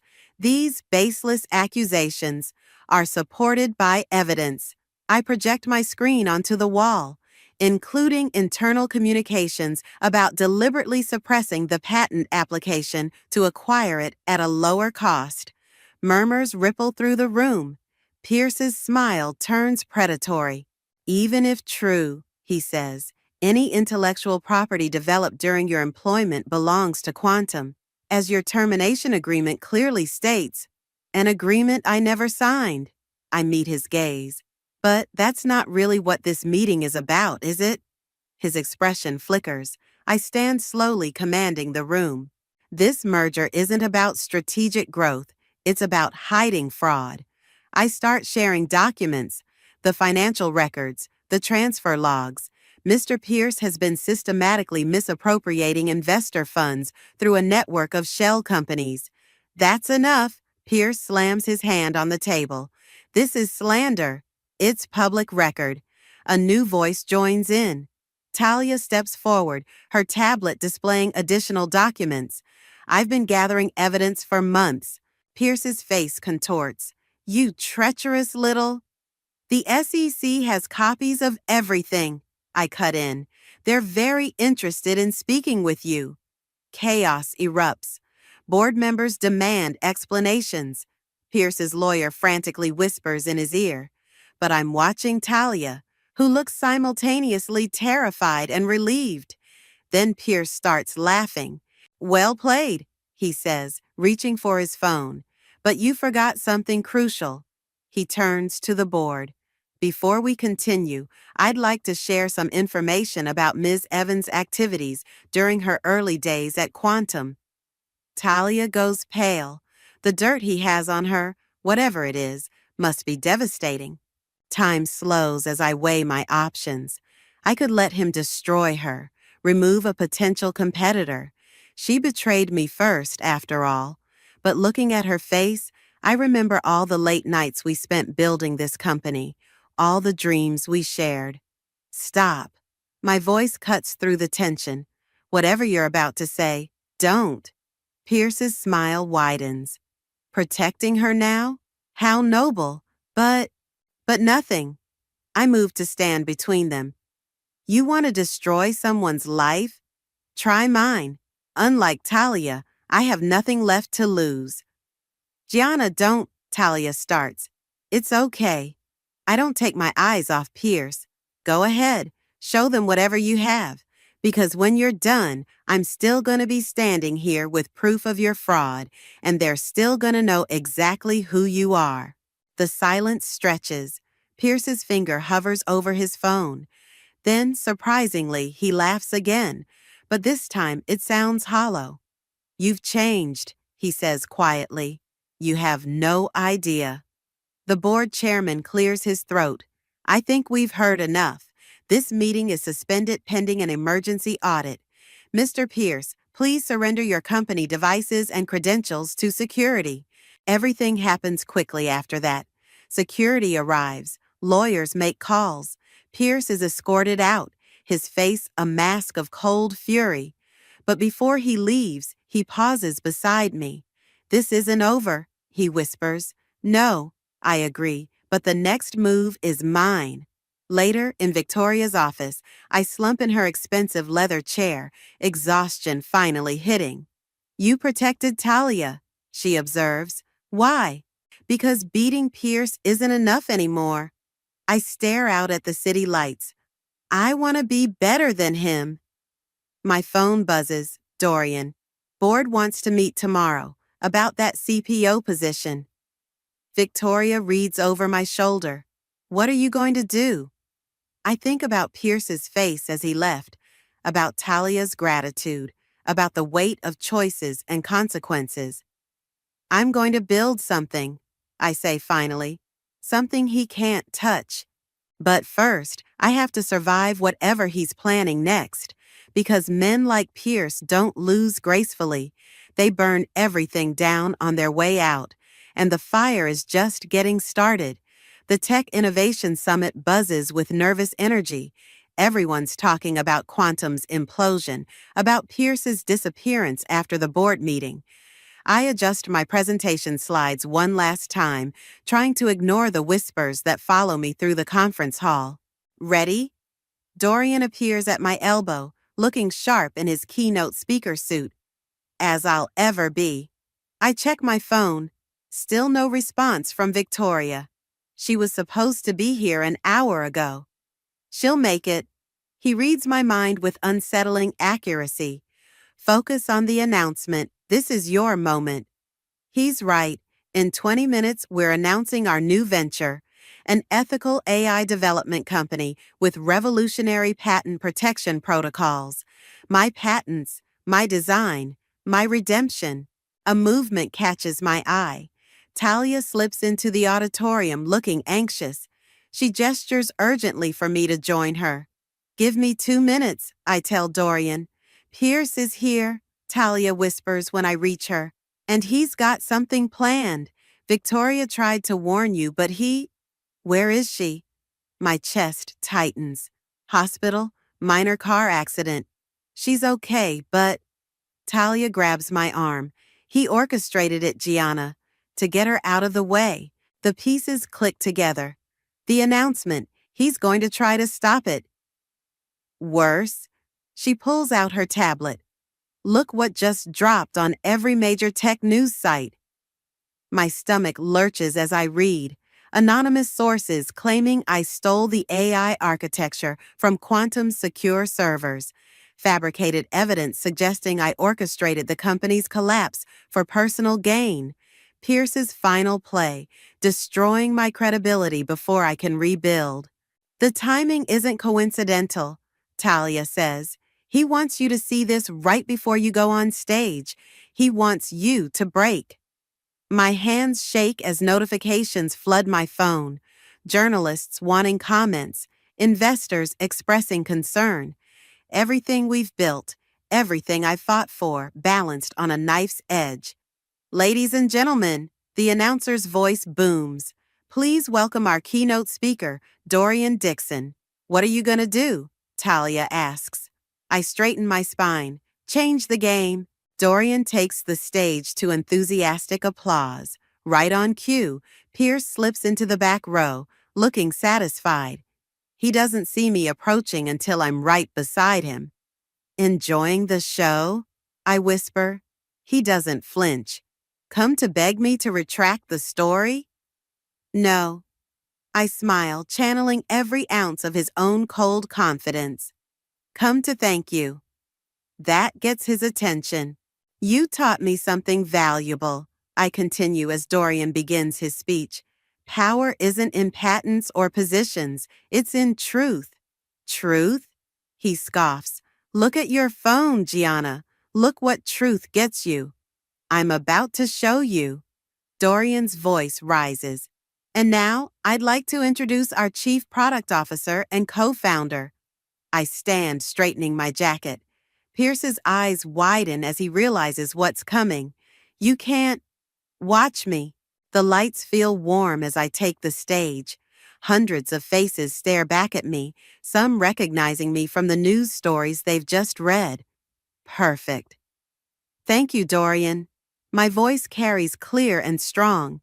Before we announce our new venture, I want to tell you a story about power, corruption, and the cost of silence. For the next 10 minutes, I lay it all bare. The patent theft, the fraud, the manipulation, but most importantly, the evidence, all of it, displayed on the massive screen behind me, including security footage from Quantum servers showing Pierce himself downloading my original designs. Innovation isn't built on theft, I conclude, watching Pierce's face turn ashen. It's built on integrity, which is why our new company's first product isn't just an AI platform. It's a blockchain-based patent protection system designed to make theft impossible. The audience erupts. In the back, Pierce stands, heading for the exit. But security, arranged by Dorian, is already waiting. One more thing, I say into the microphone. To the anonymous sources claiming I stole Quantum's technology, check your inboxes. The SEC just released their preliminary findings. Truth has a funny way of coming out. Later, after the handshakes and interviews, I find Talia waiting backstage. That was either incredibly brave or incredibly stupid, she says. Why not both? I'm still shaking with adrenaline. Thank you, for the warning, for everything. She shakes her head. I owed you that and more. My phone buzzes. Victoria, from her hospital bed. Told you you didn't need me, but next time, let's stick to metaphorical explosions. I laugh, feeling lighter than I have in months. Through the curtain, I can hear Dorian fielding questions about our launch timeline. The future stretches out bright and possible. Pierce taught me about power, but I learned about strength on my own, and I'm just getting started. The setting sun paints my new office in shades of amber, so different from the sterile fluorescence of Quantum. A stack of employment contracts sits on my desk. Our first wave of hires starts tomorrow. Among them, a bright-eyed developer named Alyssa, who reminds me of myself 4 years ago. My phone lights up with a news alert. Former Quantum CEO accepts plea deal. I don't need to read it. I was there this morning watching Pierce's carefully constructed facade finally crumble in the federal courthouse. A knock at my door pulls me from the memory. Got a minute? Dorian asks. Several, actually. I gesture to the visitor's chair. First time I've had breathing room in weeks. He sits, sliding a folder across my desk. The board approved your proposal, full autonomy on the mentorship program. I open the folder, scanning the documents. Everything I asked for, resources, funding, support staff, a real chance to change how the industry develops talent. There's something else. Dorian's tone makes me look up. Talia reached out. She's starting a consulting firm focused on ethical business practices, wants to partner with us on compliance training. The irony almost makes me laugh. What did you tell her? That it was your call. I stand walking to the window. Below, San Francisco bustles with evening energy. Somewhere out there, Pierce is facing the consequences of his choices. Somewhere else, Victoria is probably terrorizing her physical therapist with demands to return to work. You know, I say slowly, someone very wise once told me that true power isn't in destruction. It's in creation. Sounds like a smart person. He has his moments. I turn back to face him. Tell Talia yes, but with conditions. Everything transparent, everything above board. You sure? No. I smile. But that's kind of the point, isn't it? Trust isn't about being sure. It's about being brave enough to try again. Another knock interrupts us. Alyssa stands in the doorway, looking nervous but determined. Sorry to interrupt, but I had some ideas about the patent protection system, improvements on the blockchain integration. Come in, I say, recognizing the fire in her eyes. Show me what you've got. As she spreads her diagrams across my desk, enthusiasm pouring out, I catch Dorian hiding a smile. I'll leave you to it, he says, heading for the door. Oh, and Gianna? Victoria called. She's breaking out of rehab tomorrow. Her words, not mine. I laugh. Some things never change. For the next hour, I listen to Alyssa's ideas. They're rough but brilliant, exactly the kind of innovation I once brought to Pierce. But instead of stealing her work, I grab a marker and join her at the whiteboard. Okay, I say, let's build on this, together. Later, after Alyssa leaves clutching pages of notes and practically vibrating with excitement, I find myself alone in the quiet office. My reflection in the window looks serene, powerful, but not in the cold way Pierce wielded power. This feels different, warmer, real. My phone buzzes one last time. A text from an unknown number. You won. Congratulations. I delete it without responding. He still doesn't understand. This was never about winning. It was about choosing who I wanted to become. The night air feels crisp as I lock up the office.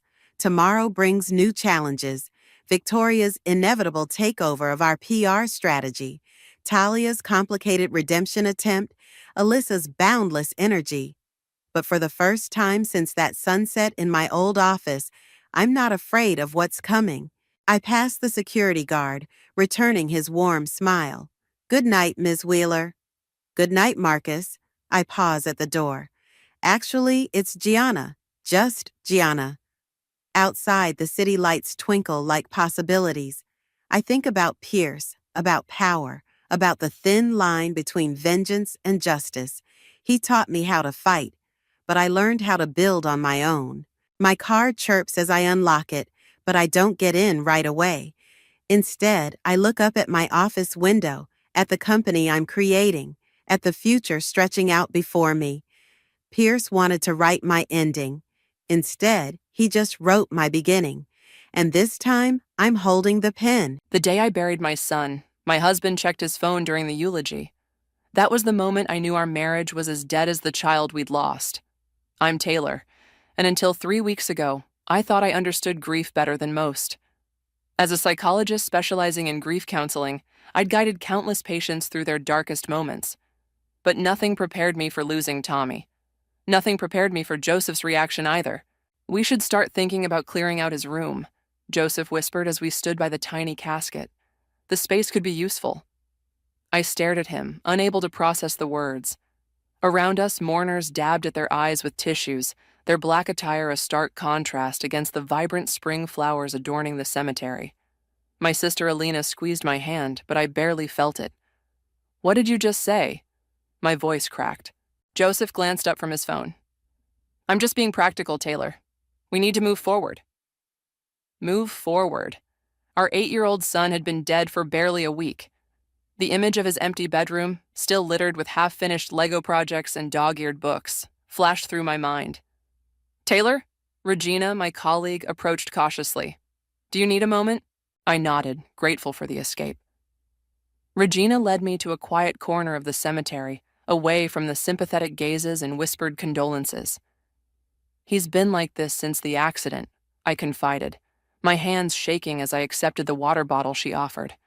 No tears, no breakdown, nothing. Just business as usual. Regina's face darkened. That's not normal grieving behavior. I know. I keep telling myself he's in shock, that everyone processes grief differently. I laughed bitterly. I should know, right? It's what I tell my patients. This is different, Regina said firmly. The Joseph I knew 6 months ago would have been devastated. Remember how he reacted when Tommy broke his arm? The memory hit me like a physical blow. Joseph had been frantic, barely leaving Tommy's side during the hospital stay. Where was that father now? Something's changed, I admitted. Or maybe I'm just seeing him clearly for the first time. A notification sound cut through our conversation. Joseph stood several feet away, engrossed in his phone. As I watched, he smiled slightly at whatever he was reading. I should get back, I said, straightening my black dress. People will want to say goodbye. The rest of the funeral passed in a blur. I accepted hugs, nodded at condolences, and somehow managed not to scream when Joseph announced he had to leave early for a business meeting. That evening, I sat alone in Tommy's room, surrounded by his belongings. His favorite stuffed dinosaur still sat on his pillow, waiting for bedtime stories that would never come. On his desk, a half-written letter to Santa listed Christmas wishes he'd never receive. My phone buzzed with a text from Joseph. Meeting running late. Don't wait up. I started to type a response, then stopped. Instead, I opened my laptop and pulled up our shared calendar. Joseph's schedule showed nothing but blank spaces for the afternoon and evening. Regina, I said when she answered my call. Remember when you said something had changed with Joseph? Yes? I need your help. Something's not right, and I'm going to find out what it is. Taylor. Regina's voice was cautious. Are you sure this is the right time? You're grieving. I'm grieving my son, I cut in. But I'm starting to wonder if I should be grieving my marriage too. Joseph's hiding something, and I need to know what it is. There was a long pause before Regina responded. Okay, what do you need?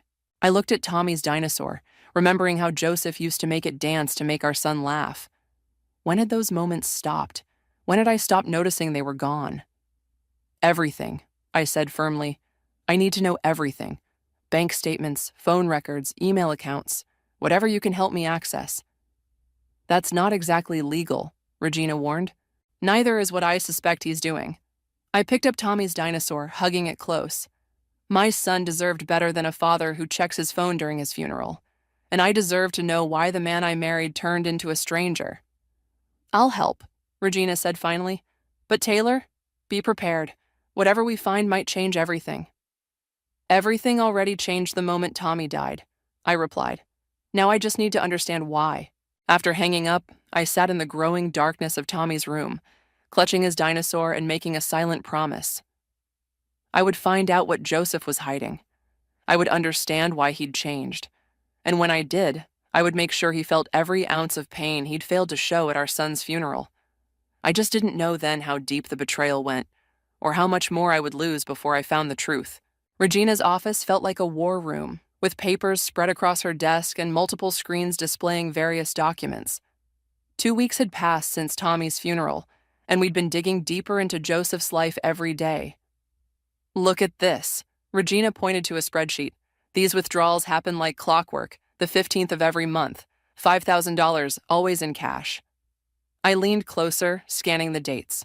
For how long? 3 years at least. That's as far back as I could access. The numbers blurred before my eyes. 3 years of secret withdrawals. 3 years of lies. Where's the money going? That's the thing. Regina clicked through several windows. It's not going to any shared accounts, not to his business ventures, not to any investments I can trace. A knock at the door made us both jump. Connor, Joseph's business partner, stood in the doorway, his expression uncertain. Taylor, I thought I saw you come in here. He glanced at the screens, which Regina quickly minimized. How are you holding up? I'm managing, I said, forcing a smile. Just catching up with Regina. Connor shifted uncomfortably. Listen, I've been meaning to talk to you about Joseph. My heart rate picked up. What about him? He's been different lately, distracted, missing important meetings or showing up unprepared. Connor ran a hand through his graying hair. I assumed it was grief, but this started before Tommy. How long before? I asked, keeping my voice steady. 6 months? Maybe more. He's been taking a lot of business trips to Portland, but half the time I can't reach him when he's there. Connor shook his head. I probably shouldn't be telling you this. No, please. I touched his arm. I need to know. Well, last month he missed a crucial investor meeting. Said he was in Portland, but when I called the hotel where he usually stays, they had no record of him. After Connor left, I turned to Regina. Portland, that's only 3 hours away. Want me to look into property records there? I nodded, already pulling out my phone to text my journalist friend Gwendolyn. I'm going to need another favor. That evening, I arrived home early, determined to search Joseph's home office before he returned. The room felt foreign now, like everything else in our life. His desk drawer was locked, but I found the key taped under his keyboard, an old habit he'd never broken. Inside, beneath a stack of papers, lay a small leather notebook. My hands trembled as I opened it. Inside were dates, times, and brief notes. W's soccer game, 3 p.m. C. Dinner at Giovanni's. Remember, W's allergic to peanuts. Who were W and C?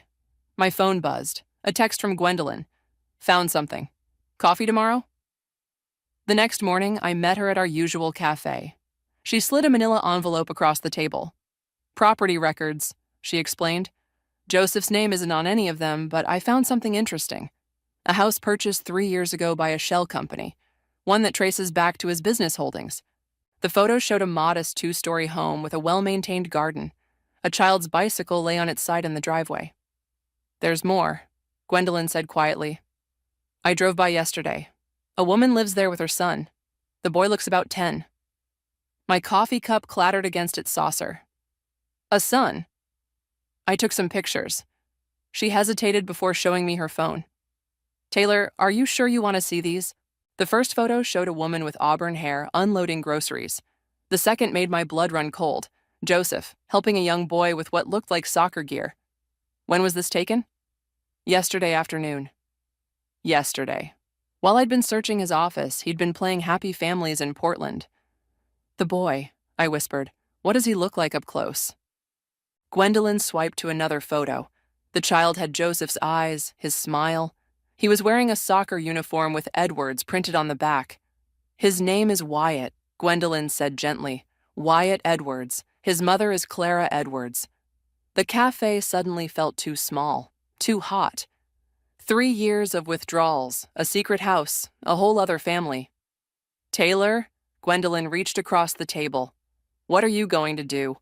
I stared at the photo of the boy, Wyatt, who shared my husband's features and someone else's last name. While my son lay cold in the ground, this child played soccer with the father who couldn't even cry at Tommy's funeral. I'm going to destroy him, I said, my voice surprisingly calm. Not just expose him, destroy him, and I know exactly where to start. I pulled out Joseph's notebook, the one filled with dates and initials that now made perfect sense. First, I need to meet Clara Edwards. She deserves to know she's not the only one who's been betrayed. Portland in autumn looked exactly like the life Joseph had built here. Picture perfect on the surface, rot underneath. I'd been sitting in my rental car outside the local elementary school for 20 minutes, watching parents collect their children. You don't have to do this today, Regina's voice crackled through my phone speaker. We could gather more information first. No, I said, watching another wave of kids pour out the front doors. I need to see them, to make it real. That's when I saw him, Wyatt. He bounded down the steps wearing a blue backpack covered in dinosaur patches, just like Tommy used to have. The sight knocked the wind out of me. Taylor, are you there? He's here, I whispered. God, Regina, he looks just like Joseph. A woman approached Wyatt, Clara. She was beautiful in an effortless way, wearing a casual sweater and jeans. She hugged her son, ruffled his hair, laughed at something he said. Everything about her screamed, normal mom, just like I used to be. I was so focused on them, I didn't notice the car pulling up beside mine until someone tapped on my window. My heart stopped. It was Wyatt. Hey lady, are you okay? His concerned face peered in at me. You've been crying. I quickly wiped my cheeks, unaware tears had been falling. Clara approached behind him, maternal concern shifting to wariness as she assessed the stranger in the car. I'm fine, I managed, rolling down the window. Just having a rough day. Mom, she looks sad like Mrs. Peterson did when her dog died, Wyatt said to Clara. Clara's expression softened. I'm so sorry. Would you like us to call someone for you? The irony was almost laughable. Should I ask them to call my husband, their husband? No, thank you. I just lost my son recently, and seeing all these children... Oh my God. Clara's hand flew to her mouth. I'm so sorry. I can't imagine. Your son likes dinosaurs? I nodded toward Wyatt's backpack, desperate to change the subject. His face lit up. Yeah, Dad just got me this awesome T-Rex model kit. Do you want to see a picture? Dad, Joseph. The same man who couldn't be bothered to help Tommy with his dinosaur models those last few months. Wyatt, honey, we should let her have some space, Clara said gently. She handed me a tissue from her purse. I'm Clara, by the way. If you need anything... Taylor, I replied, watching her face carefully for any recognition. There was none. Thank you, both of you. You've been very kind. As they walked away, Wyatt turned back to wave. I waved back, my hand shaking. My phone buzzed. Regina again. Did you see them? I didn't just see them, I said, starting the car. I talked to them. Clara has no idea who I am. None at all. Taylor? I'm following them, I said, pulling out as Clara's car turned the corner. I need to see where they go. They led me to a small cafe, the kind of place that probably knew their regular orders by heart. Through the window, I watched Wyatt do homework while Clara graded papers. She must be a teacher. They looked so normal, so happy. My phone buzzed with a text from Joseph. Working late again, don't wait up.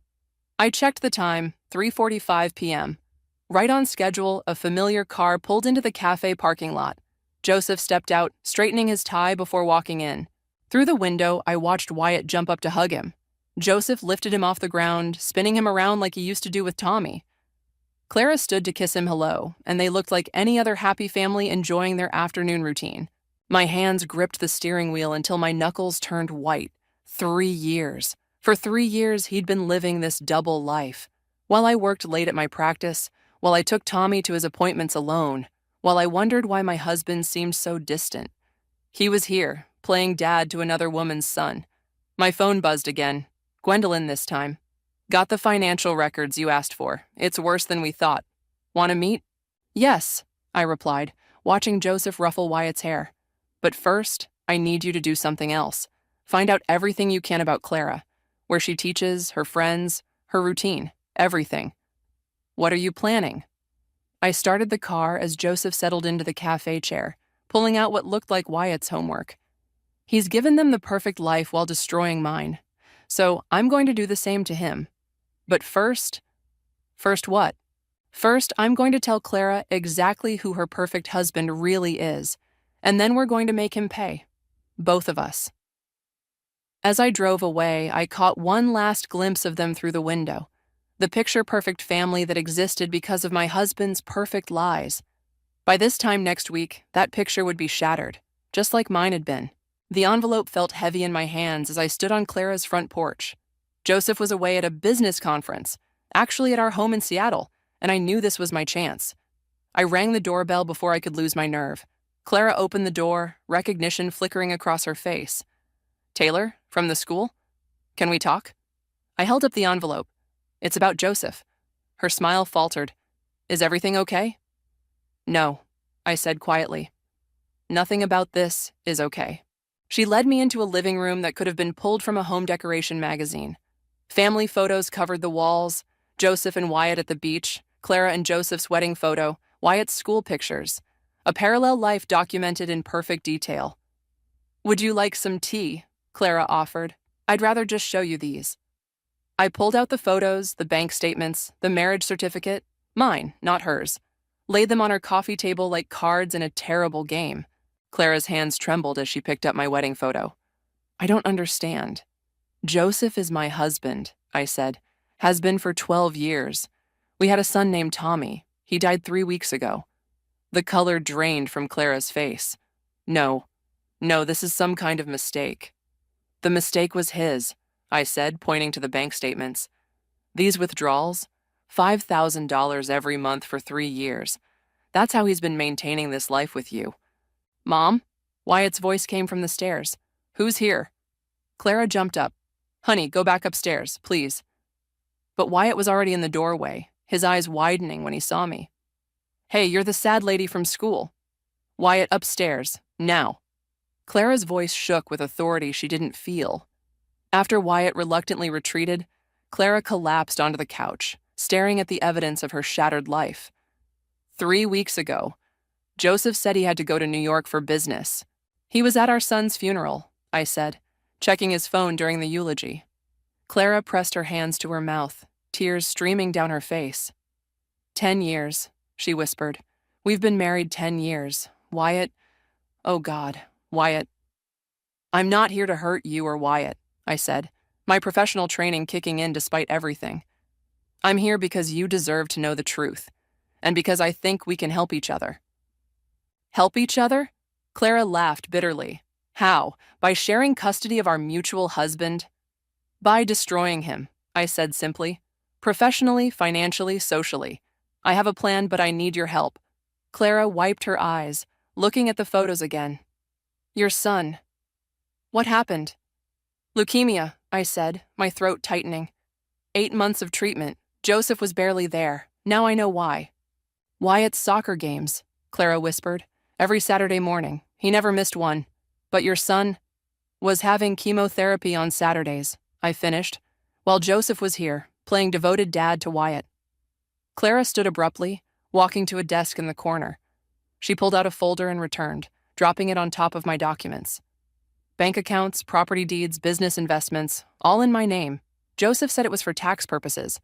It was to hide money from me, I said, scanning the papers, and probably others.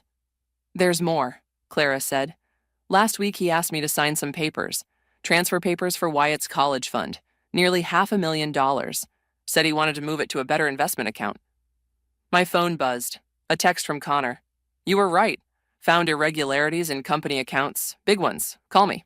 I showed Clara the message. Joseph's not just been lying to us. He's been stealing from his company, too. What's your plan? Clara asked, her voice stronger now. First, we document everything. Then, when we have all the evidence, we go public, all at once. Media, police, SEC. He won't know what hit him. And Wyatt? Clara's eyes filled with tears again. How do I tell my son his father is a fraud? We'll figure it out together, I said, surprising myself with how much I meant it. Joseph doesn't get to destroy any more lives. Clara nodded slowly, then stood and walked to the stairs. Wyatt, can you come down, please? Clara, you don't have to. Yes, I do, she said firmly. He deserves to know he has someone else in his corner, someone who understands exactly what Joseph has done to him.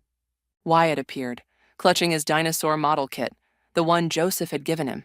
The sight made my heart ache. Honey, Clara said gently, this is Taylor. She's going to be helping us with some changes that are coming, and I think she might know a thing or two about dinosaurs too.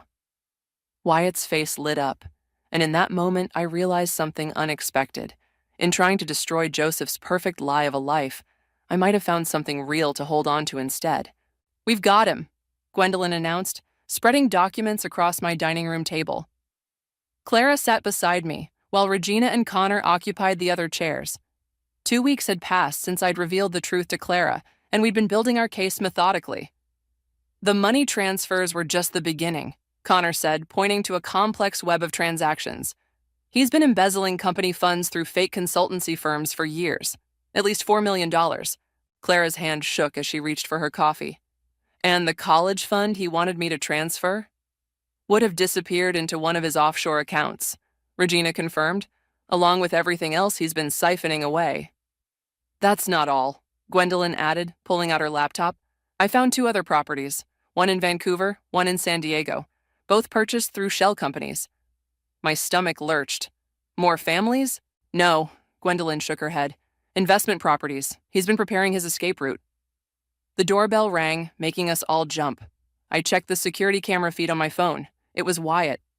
Mom, he called through the door. I forgot my house key again. Clara moved to get up, but I stopped her. I'll get it. You keep going through the documents. When I opened the door, Wyatt bounded in, then froze at the sight of all the adults in the dining room. Oh, is this about Dad? The room fell silent. Clara and I had told him a simplified version of the truth, that his dad had done some bad things and there would be changes coming. He'd taken it better than expected, though I suspected he understood more than he let on. Yeah, buddy, I said softly. It is. Wyatt pulled something from his backpack, a USB drive. Then maybe you should see this. What is it? Clara asked as Wyatt handed the drive to Gwendolyn. Dad's always leaving his laptop at our house, Wyatt explained. Last time he forgot to log out of his email. I copied some stuff. Gwendolyn plugged in the drive and we all crowded around her laptop. Emails filled the screen, hundreds of them, detailing money transfers, fake business deals, and conversations with offshore bankers. Wyatt, Clara whispered, how did you know to do this? He shrugged, but I caught the hurt in his eyes. Dad stopped coming to my soccer games 2 months ago. Said he was busy with work. But I saw him texting about beach houses instead. I pulled out a chair for him. You're pretty smart, you know that. Tommy was smart too, wasn't he? Wyatt asked quietly. Dad had a picture of him on his phone once. He said it was his friend's kid, but it wasn't, was it? The room grew very still. I swallowed hard. No, it wasn't. Wyatt nodded, then pulled out another surprise, a small notebook. I found this in Dad's car last week. It's got lots of numbers and names in it. Connor practically lunged for the notebook. This is his personal ledger. We've been looking for this for weeks. Wyatt, Clara said firmly, what you did was very brave, but I need you to promise me something. No more investigating on your own, okay? Let us handle this. Okay, he agreed, then turned to me. Can I show you my new dinosaur book while they do boring grown-up stuff? I caught Clara's eye, received her nod of approval. I'd love that. As Wyatt and I settled on the couch with his book, I heard the others continuing their planning. We need to move fast, Gwendolyn was saying. Once we go public, he'll try to run. The SEC is ready, Connor added. They've been building their case quietly. We just needed proof of intent. Which Wyatt just gave us, Regina finished. Clara joined us on the couch, putting an arm around her son. You okay, honey? Wyatt nodded, then asked the question I could tell had been bothering him. Is Dad going to jail? Probably, Clara answered honestly. He did some very bad things. I know, Wyatt said, surprising us both. He hurt Tommy by not being there, and he hurt you and Taylor too. I blinked back tears as Wyatt turned the page of his dinosaur book, pointing to a stegosaurus. Tommy liked dinosaurs too? He loved them, I managed. He had a whole collection. Maybe, Wyatt hesitated. Maybe I could see them sometime, to remember him by? Before I could respond, Gwendolyn called out, It's time. Everything's ready. We just need to make the calls. Clara squeezed Wyatt's shoulder. Why don't you and Taylor finish the book upstairs? The grown-ups need to make some important phone calls. As we headed upstairs, I heard the first call being made, Gwendolyn to her editor. By tomorrow, Joseph's carefully constructed world would crumble completely. Taylor? Wyatt asked as we settled into the guest room. After Dad goes away, will you still visit us? I pulled him close, realizing that in seeking revenge, I'd found something I never expected, a chance to be part of a family again. Yes, I promised, as long as you and your mom want me around. The morning the story broke, I watched Joseph's world implode from my office. Every major news outlet picked up Gwendolyn's expose. Tech executives' double life, fraud, 2 families, and millions in stolen funds. My phone wouldn't stop buzzing. Regina burst in without knocking, her tablet displaying live coverage. They're arresting him right now. It's on every channel. I switched on the TV mounted in my office. There was Joseph, being led out of his company's building in handcuffs. His perfectly pressed suit was wrinkled, his carefully styled hair disheveled. Have you heard from Clara? Regina asked. She's keeping Wyatt home from school today. They're staying at her sister's place until this dies down. My office phone rang. Alina. Sis, are you watching this? Are you okay? I'm fine, I said, watching Joseph duck his head from the cameras. Better than fine, actually. Ms. Taylor? My receptionist's voice came through the intercom. There are reporters in the lobby asking for you. Don't let them up, Regina instructed, then turned to me. You should go home. This is going to get crazy. She was right. By the time I made it to my car, reporters were swarming the parking lot. Their questions followed me as I drove away. Did you know about his other family? What happened to the stolen money? How long have you been planning this expose? I drove straight to Clara's sister's house, where Clara was pacing the living room, phone in hand. The press found my classroom. The principal had to cancel my classes. How's Wyatt? Upstairs, playing video games, trying to pretend this isn't happening. Clara ran her hands through her hair. Joseph's lawyer called. He wants to talk. Don't, I warned. Not without your own lawyer present. Taylor, Wyatt's voice came from the stairs. "You're on TV." We rushed to the living room, where a news anchor was showing my photo alongside Joseph's arrest footage. Sources say Joseph's first wife, Taylor, a prominent grief counselor, worked with his second wife, Clara, to expose his fraudulent activities. Clara muted the TV as her phone rang again. Joseph's number. "Should I answer it?" "Put it on speaker," I said. Joseph's voice filled the room, desperate and angry. Clara, listen to me. This is all a misunderstanding. Taylor's twisted everything." "Like you twisted the truth about having another family?" Clara's voice was ice. "About stealing millions? About missing your son's cancer treatments to attend my son's soccer games?" "I can explain everything." "No," I cut in. "You can't explain why you checked your phone during Tommy's eulogy. You can't explain why you wanted to clear out his room a week after he died." "Taylor?" His voice changed, becoming harder. "You did this. You turned Clara against me. You ruined everything." "You ruined everything," Wyatt said suddenly, moving closer to the phone. "You lied to everyone. You hurt Tommy. You hurt both my moms." The line went silent for a moment. When Joseph spoke again, his voice shook. "Wyatt, son, please. Don't call me son," Wyatt said firmly. "Taylor's more of a parent than you ever were. At least she shows up when she says she will." Clara ended the call, pulling Wyatt into a hug as he finally let his tears fall.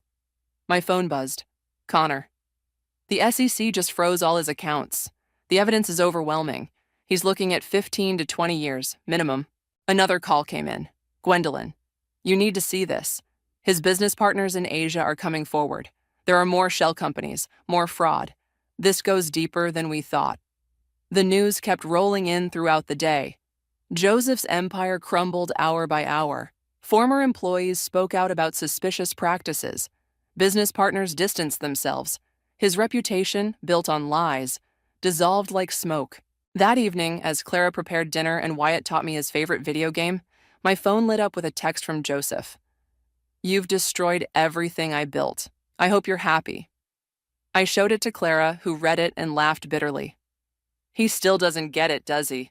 He destroyed everything himself. We just exposed the truth." "Taylor?" Wyatt asked, pausing our game. "Are you staying for dinner?" I looked at Clara, who smiled and nodded. "Of course she is. She's family now. Family." The word hit me hard. In trying to tear down Joseph's perfect fake life, I'd somehow built something real, something honest. My phone buzzed one last time. Regina. "Just saw the latest news. Joseph's facing additional charges for tax evasion. They're saying he might never get out of prison. Are you okay?" I looked at Wyatt, showing me his game moves, and Clara humming as she cooked dinner. Then I thought of Tommy's empty room at home, still waiting to be cleared out, but not yet. Not until I was ready. "I'm okay," I texted back. "Better than okay. I'm healing." And for the first time since Tommy's death, it wasn't a lie. 6 months after Joseph's arrest, I stood in the courthouse corridor with Clara and Wyatt, waiting for the sentencing hearing to begin. Joseph had pleaded guilty to multiple charges of fraud, embezzlement, and money laundering in exchange for a reduced sentence. "You don't have to do this," Clara said, straightening Wyatt's tie. "Neither of you do." "Yes, we do," Wyatt replied, sounding older than his 10 years. "I want him to see us." Regina approached, holding a stack of papers. "They're ready for us. Taylor, are you sure about making a victim impact statement?" I nodded, clutching the folded pages in my hand. I'd rewritten my statement dozens of times, trying to capture the magnitude of Joseph's betrayal in words. The courtroom fell silent as we entered.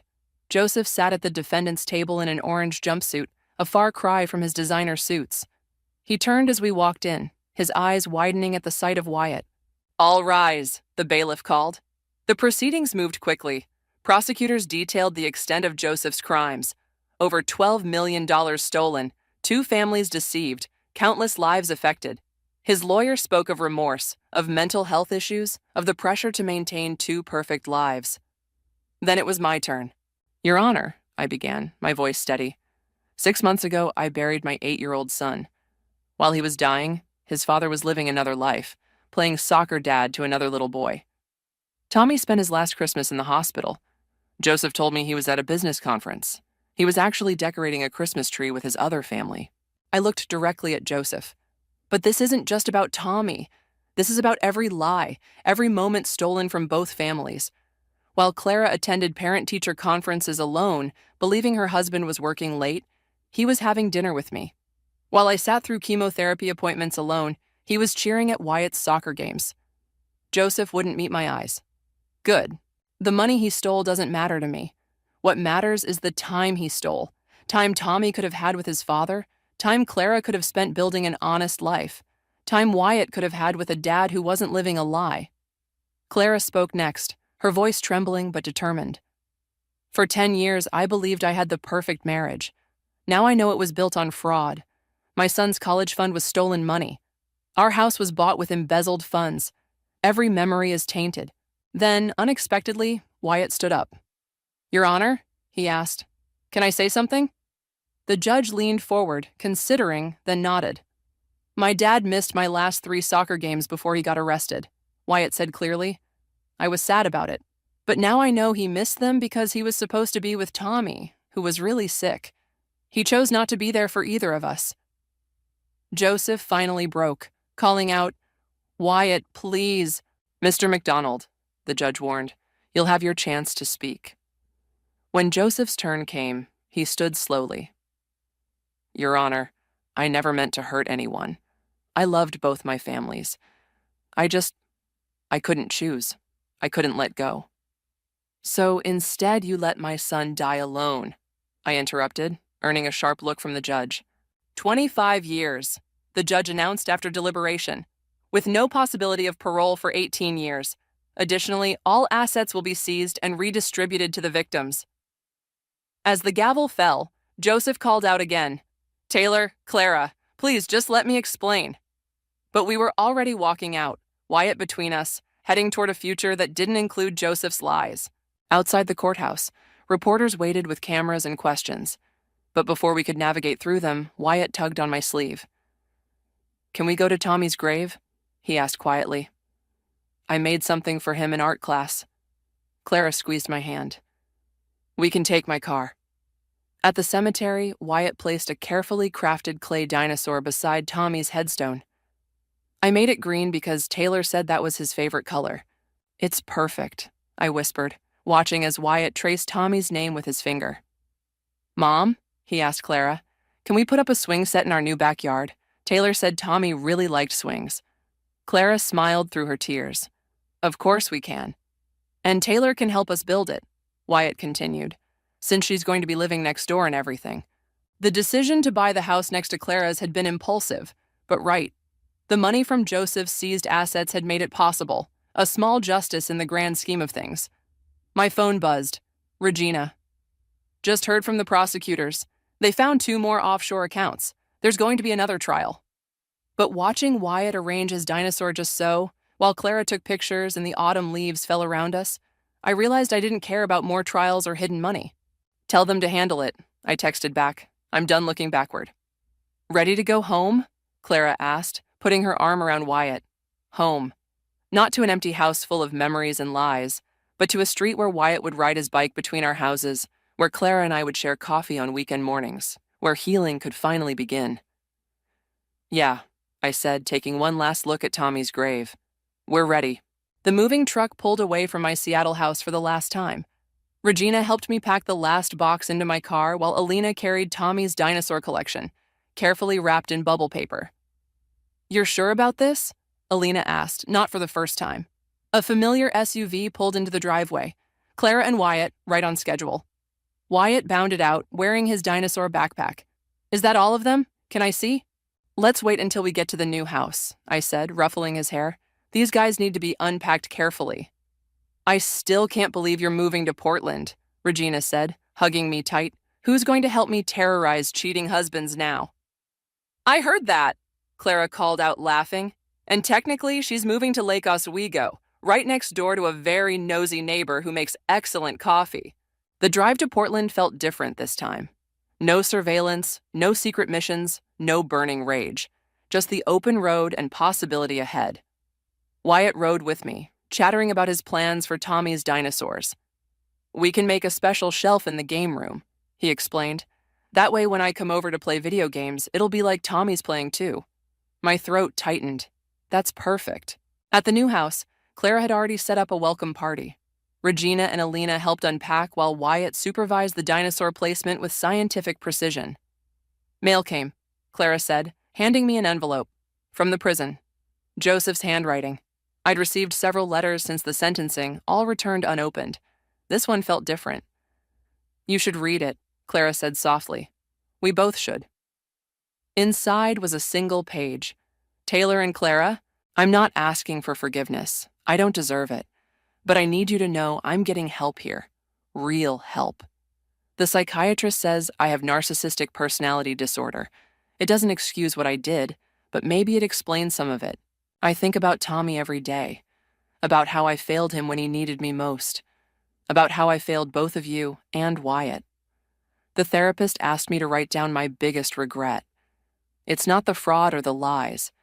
It's missing Tommy's last Christmas for a fake business trip. It's checking my phone at his funeral because I was too scared to feel the pain. I've signed papers giving up all parental rights to Wyatt.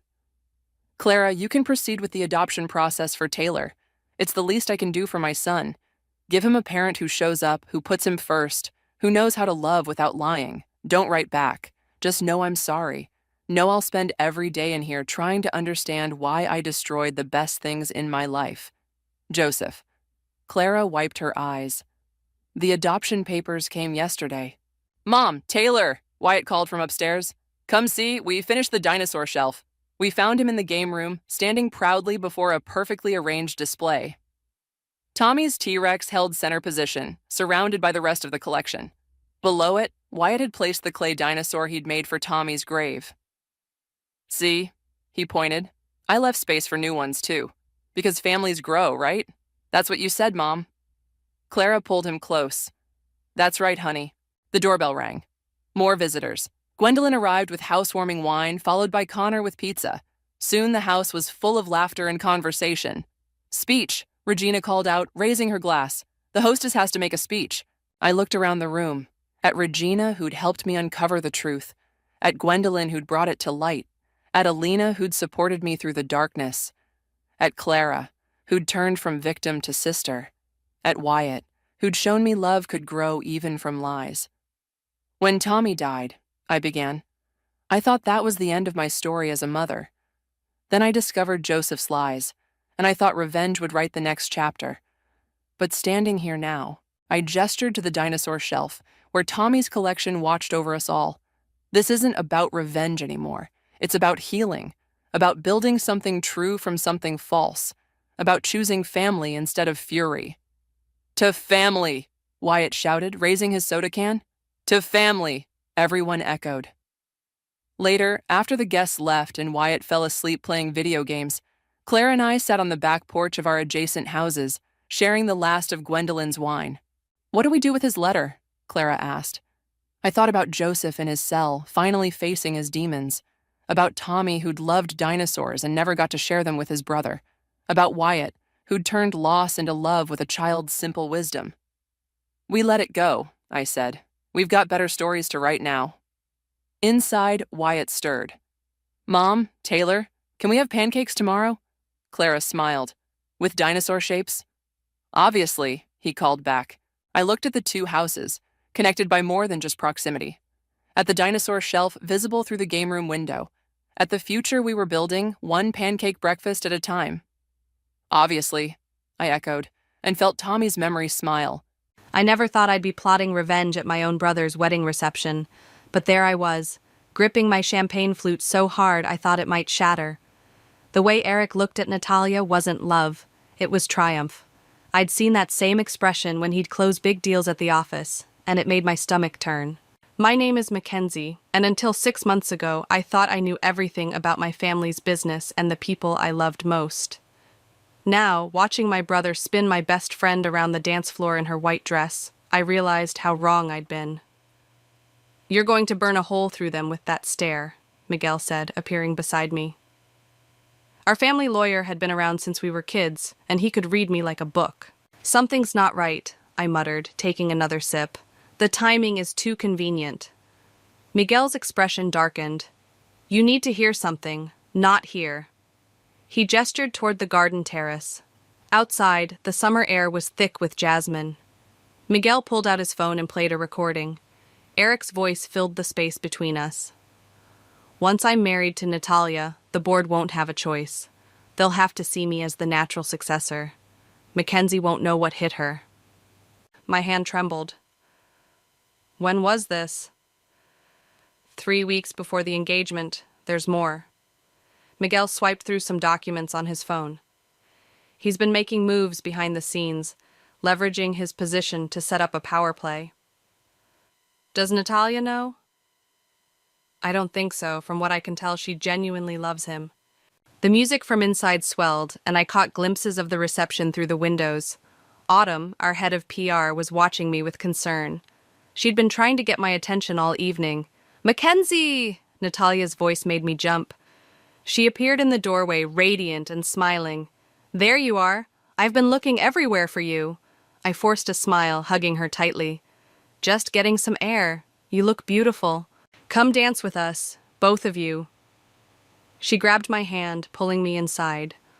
As we moved through the crowd, Eric intercepted us. Mind if I steal my sister for a moment?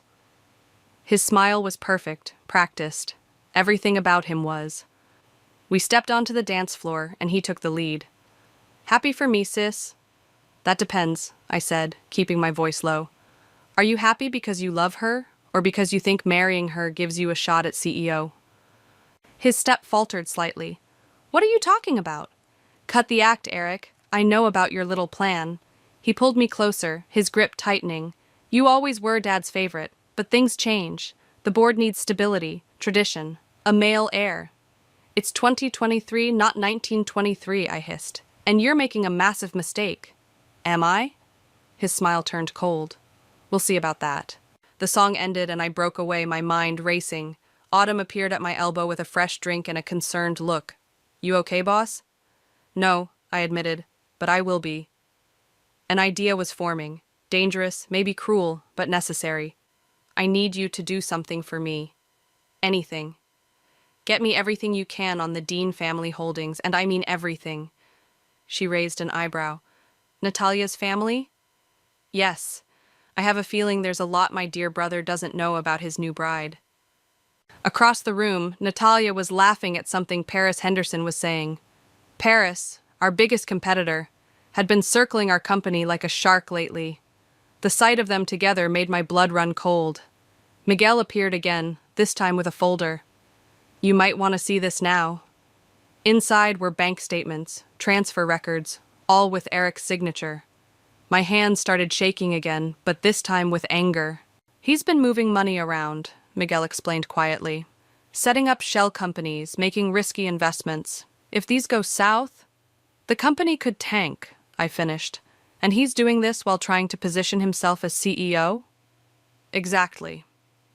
I watched Eric rejoin Natalia, sliding his arm around her waist possessively. My best friend, the woman who'd stood by me through everything. He thought he was using her to get to me, but he had no idea who he was really dealing with. Miguel, I said, not taking my eyes off the happy couple, I need you to draft some papers. Make it look like routine succession planning.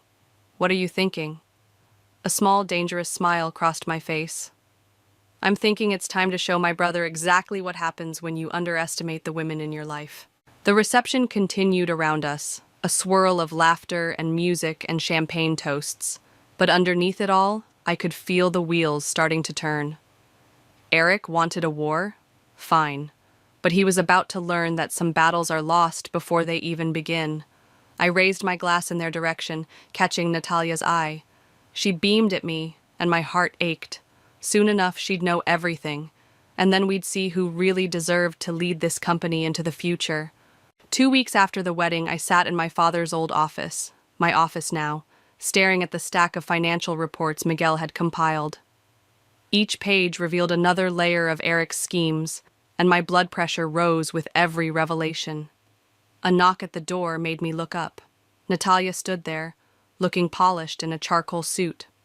Got a minute? For you? Always. I gestured to the chair across from me, quickly sliding the reports into a drawer.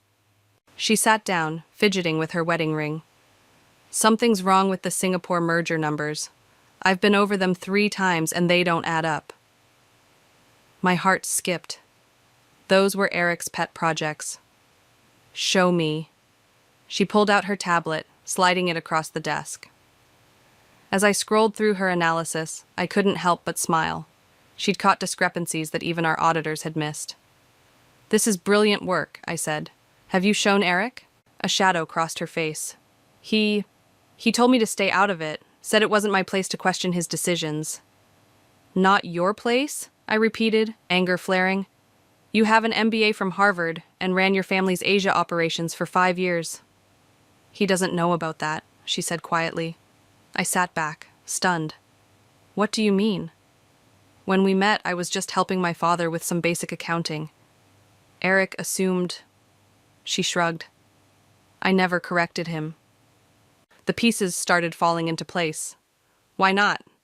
Because for once, someone wasn't intimidated by my background. He just saw me as... me. Her voice cracked slightly. "Stupid, right?" Before I could respond, Autumn burst into the office. "Sorry to interrupt, but we have a situation. Paris Henderson is downstairs with 2 board members. They're demanding an emergency meeting." "What? Why?" "Rumors about financial irregularities. Someone leaked information about the Singapore projects." Natalia's face went pale. I stood up, straightening my jacket. "Get Miguel up here now, and find Eric." "He's not in the building," Autumn said. "His assistant said he's at a golf course with investors." "Of course he is," I muttered. "Natalia, I need your help.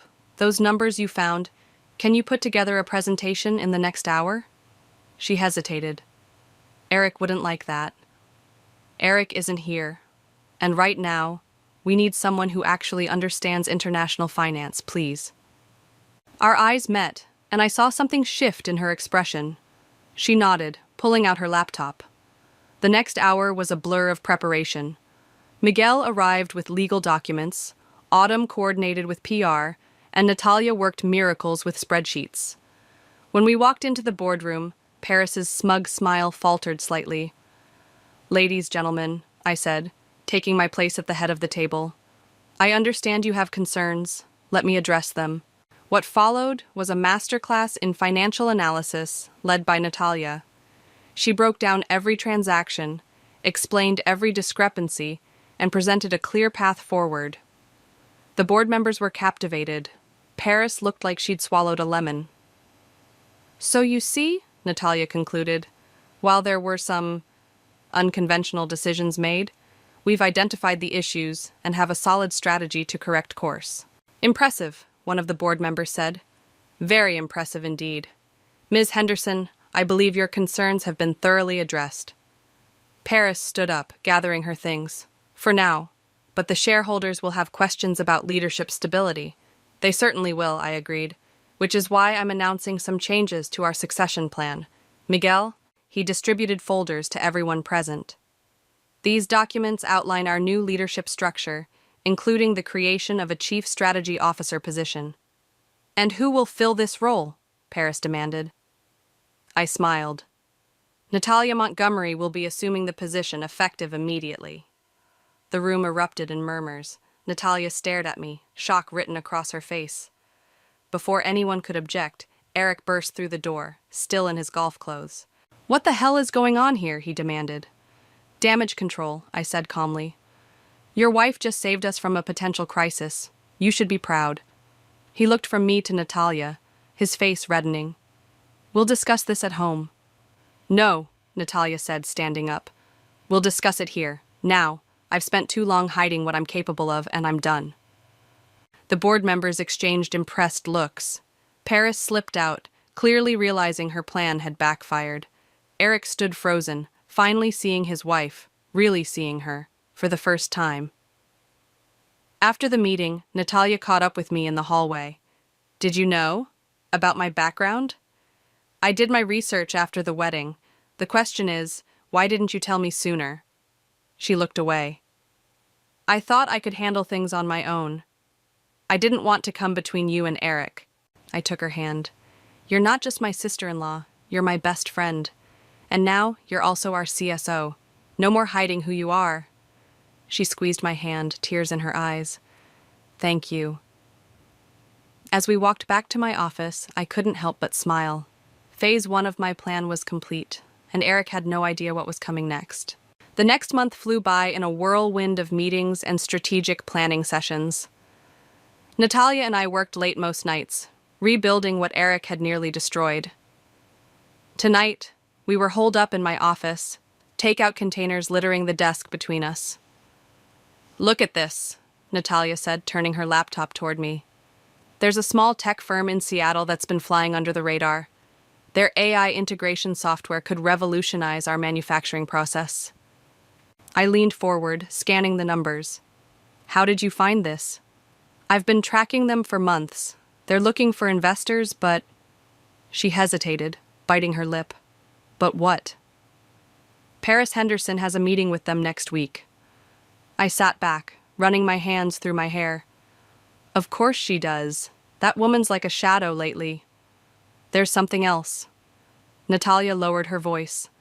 The firm's CEO used to work with my father. I could reach out personally, off the record.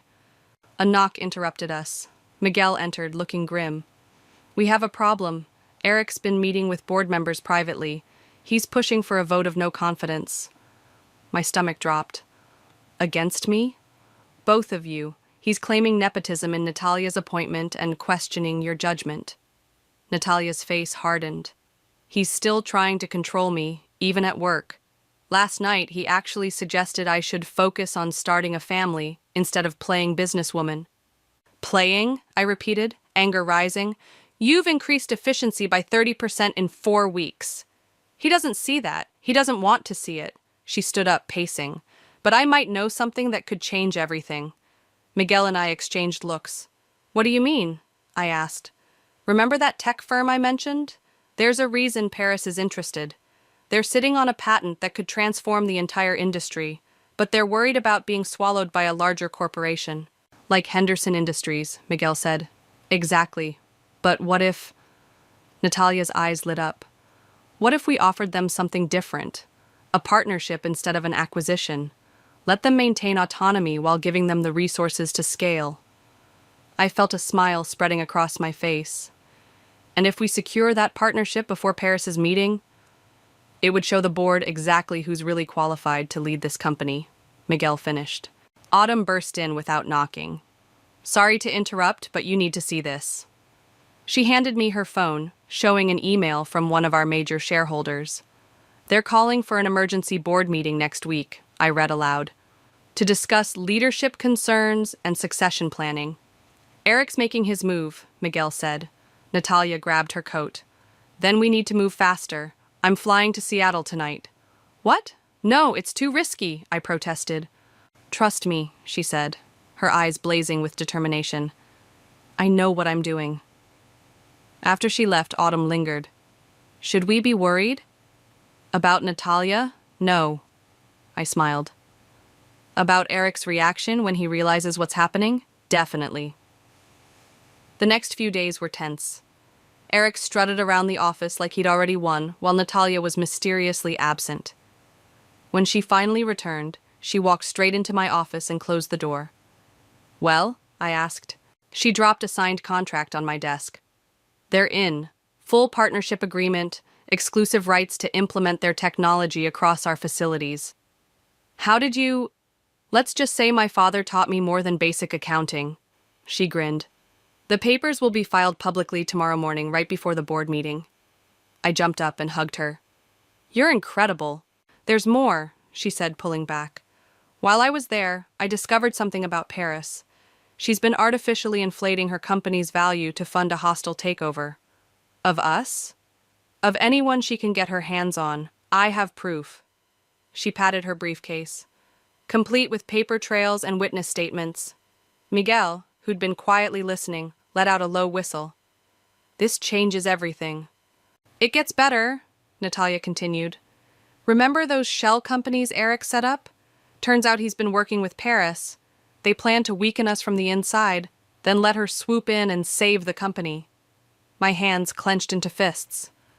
My own brother. Who's currently celebrating at LeBlanc with Paris, Autumn added, showing us a photo on her phone. Apparently, they've been having regular strategy dinners.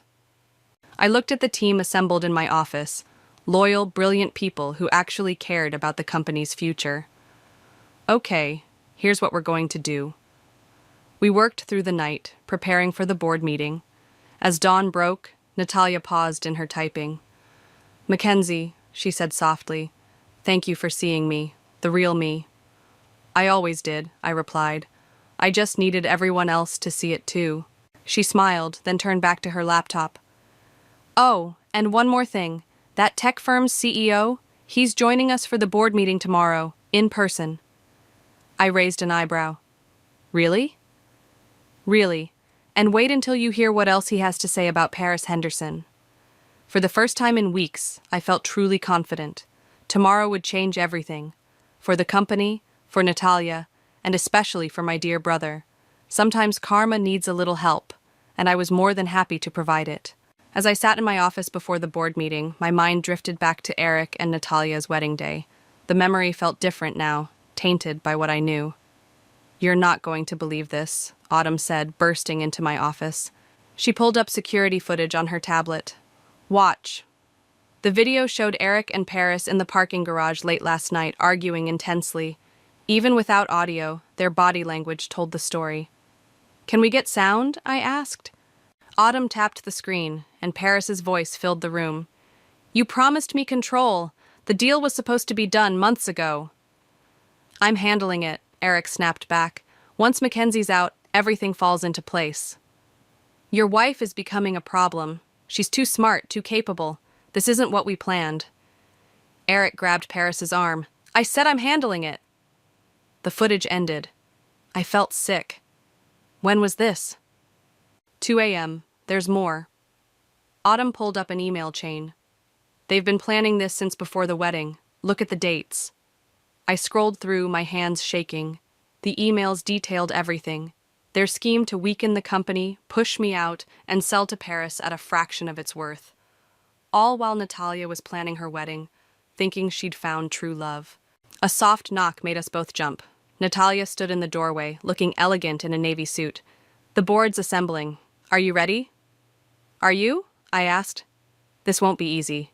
She smiled, but it didn't reach her eyes. "I've been preparing for this longer than you know." She pulled out her phone, showing me a photo from her wedding day. In it, she was alone in her dressing room, staring at her reflection. "Autumn took this, remember?" Autumn nodded. "You asked me to check on her before the ceremony." "I knew something was wrong even then," Natalia said quietly.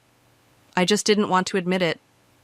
The way Eric changed after the engagement, the secret meetings, the way he'd dismiss my suggestions about the business." "Why did you go through with it?" I asked. "Because I thought I could change him, show him I was more than just a trophy wife." She laughed bitterly. "Stupid, right?" "Not stupid," I said, standing up. "Human." Miguel appeared in the doorway. "They're ready for us, and our guest from Seattle just arrived." We walked to the boardroom together, a united front. Inside, Eric sat next to Paris, both looking smugly confident. The board members filled the remaining seats, with one conspicuously empty chair at the end. "Before we begin," I said, taking my place at the head of the table, "I'd like to introduce a special guest." On cue, James Walker, CEO of the Seattle tech firm, walked in. The color drained from Paris's face. "James," she stammered, "what are you doing here?" "Supporting my new partners," he replied coolly, taking the empty seat, and setting the record straight. Eric's confident smile faltered. "Partners?" Natalia stepped forward, distributing folders to each board member. "As of this morning, we've entered into an exclusive partnership with Mr. Walker's company. The paperwork has already been filed." "That's impossible," Paris snapped. "We had a deal." "No, you had a scheme," James corrected. "One that involved artificially inflating your company's value and attempting hostile takeovers. Would you like me to share the evidence with everyone?" The board members began murmuring, flipping through the documents. Eric stood up abruptly. "This is ridiculous. You can't just—" "Sit down," Natalia said, her voice like steel. "We're not finished." She clicked a remote, and the parking garage footage played on the boardroom screen. The color drained from Eric's face as his own words filled the room.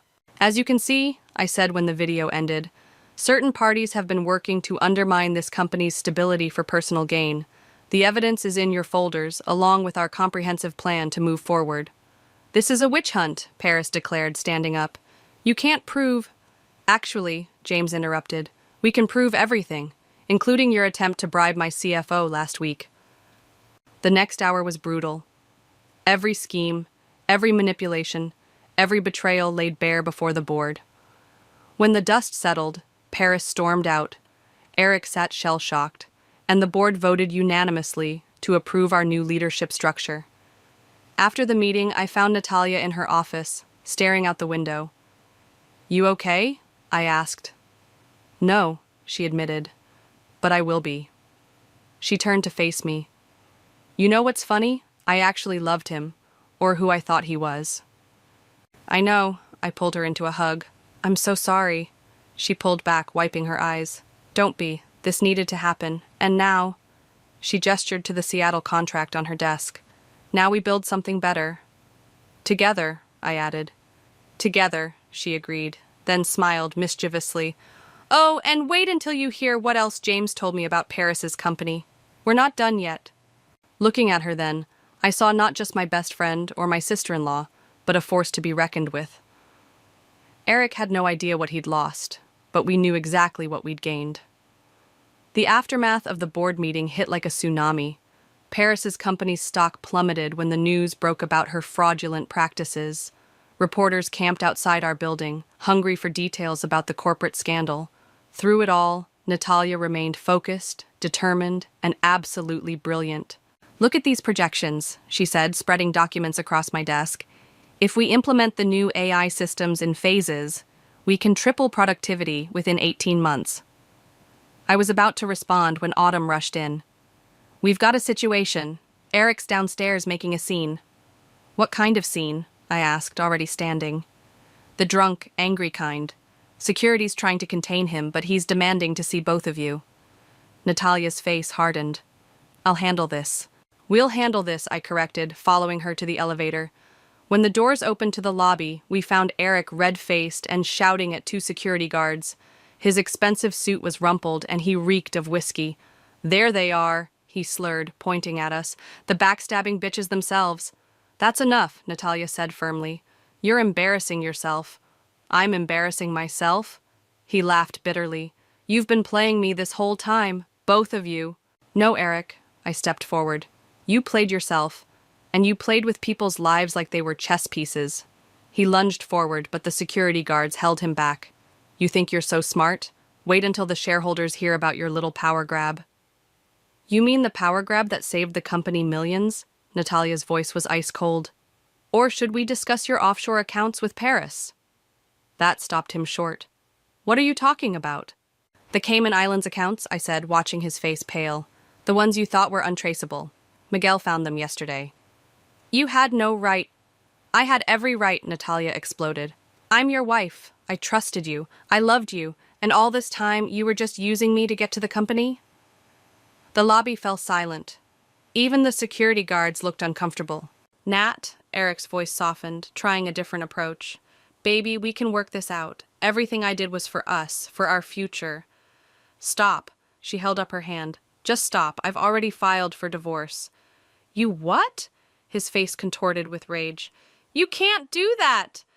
"Actually, she can," Miguel's voice came from behind us. He stepped forward, holding a thick envelope. "These are for you, Eric. Divorce papers, along with a cease and desist order. You're not welcome on company property." "This isn't over," Eric snarled, snatching the envelope. "You'll regret this. All of you." As security escorted him out, I noticed James watching from near the reception desk. He walked over, looking impressed. "Well, that was entertaining," he said. "Is it always this exciting around here?" "Only on Tuesdays," Natalia replied, smoothing her jacket. "Shall we discuss those integration timelines?" Back in my office, Autumn had already prepared damage control statements for the press. "Social media's blowing up about Eric's meltdown. Someone recorded it on their phone. Perfect, I muttered. Just what we need. Actually, Miguel interjected, this could work in our favor. The video shows him being unstable and aggressive, while you both remained professional. It supports our narrative. He's right, James added. The market responds to strength and stability. You just demonstrated both. Natalia was quiet, staring at her wedding ring. Without a word, she slipped it off and dropped it in her desk drawer. The Seattle team arrives tomorrow to begin system integration. We should focus on that. Are you okay? I asked softly. She looked up, and I saw fierce determination in her eyes. I'm better than okay. For the first time in months, I can breathe. Now, about those productivity projections. The rest of the day was a blur of meetings and planning sessions. As evening fell, I found Natalia still at her desk, surrounded by spreadsheets. You should go home, I said. Home to what? She sighed. An empty house full of wedding photos and lies? Stay with me, I offered. My guest room's always ready for you. She smiled gratefully. Thanks, but I already booked a hotel. I need space, time to think. About what comes next. About everything. She stood up, gathering her things. You know what's ironic? Eric thought he was using me to get control of the company, but he accidentally put me exactly where I needed to be to save it. Karma's funny that way. It is. She paused at the door. Paris called earlier. Wanted to make a deal. My heart stopped. And? A slow, dangerous smile spread across Natalia's face. Let's just say she's going to regret underestimating us even more than Eric does. Watching her leave, I couldn't help but feel proud. My brother had tried to break her, but instead, he'd helped forge her into something stronger. Sometimes the best revenge isn't about destroying someone. It's about becoming exactly who you were meant to be. The integration of James's AI technology was going smoothly when Paris made her next move. I was in a meeting with the Seattle team when Autumn burst in, tablet in hand. You need to see this, she said, pulling up a financial news site. The headline made my blood run cold. Henderson Industries announces merger with Asian tech giant. Montgomery acquisition next. She's bluffing, I said, but my voice wavered. No, she's not. Natalia appeared in the doorway, looking grim. The merger's real. They signed this morning. James stood up from the conference table. That's impossible. Their financials couldn't support a deal that size. Unless, Natalia's eyes narrowed, they had help. Autumn, pull up Eric's personal bank records from last month. The room fell silent as we studied the transactions. There it was, a massive transfer to an overseas account, followed by a series of smaller deposits into Paris's corporate holdings. He liquidated his trust fund, I whispered. All of it. To help finance Paris's merger, Natalia confirmed, and now they have enough capital to attempt a hostile takeover. My phone buzzed, a text from Miguel. Emergency board meeting called. 1 hour, Paris and Eric will be there. Perfect, Natalia said, reading over my shoulder. That's exactly what we need. What do you mean? She grabbed her laptop. Remember when I said Paris called to make a deal? I recorded everything, including her admission about the fraudulent valuations. Is that legal? James asked. In this state? Absolutely. Especially when discussing criminal activity. She smiled grimly. But that's not even the best part. For the next 45 minutes, we prepared. When we walked into the boardroom, Paris and Eric were already there, looking smug. Several board members appeared nervous. Before we begin, Paris announced, standing, I'd like to present an offer for acquisition. With our new merger... Actually, I interrupted, we have something to present first. I nodded to Natalia, who connected her laptop to the room's audio system. Paris's voice filled the room. Of course the numbers are fake, you idiot. That's how these deals work. We inflate the value, secure the merger, then use the combined assets to force Montgomery's hand. Eric's voice followed. But what about the regulatory oversight? Please, Paris scoffed. By the time they catch on, it'll be too late. Your sister and that bitch you married won't know what hit them. The color drained from Paris's face. Eric jumped up. You recorded our private conversations? That's illegal. Wrong again, Miguel said, entering with a stack of documents. These conversations took place in Ms. Montgomery's office, which has clear signage about audio monitoring, standard security protocol. You set me up, Paris hissed at Natalia. No, you set yourself up. I just let you talk. Natalia turned to the board. The merger announcement this morning was based on fraudulent valuations. The SEC has already been notified. You're lying! Paris grabbed her phone, frantically checking something. Her face went ashen. No. Your company's stock is in free fall, I explained. And those overseas accounts Eric used to help finance the deal? Frozen. Eric lunged across the table at Natalia. You vindictive... James and 2 board members grabbed him before he could reach her. Security rushed in.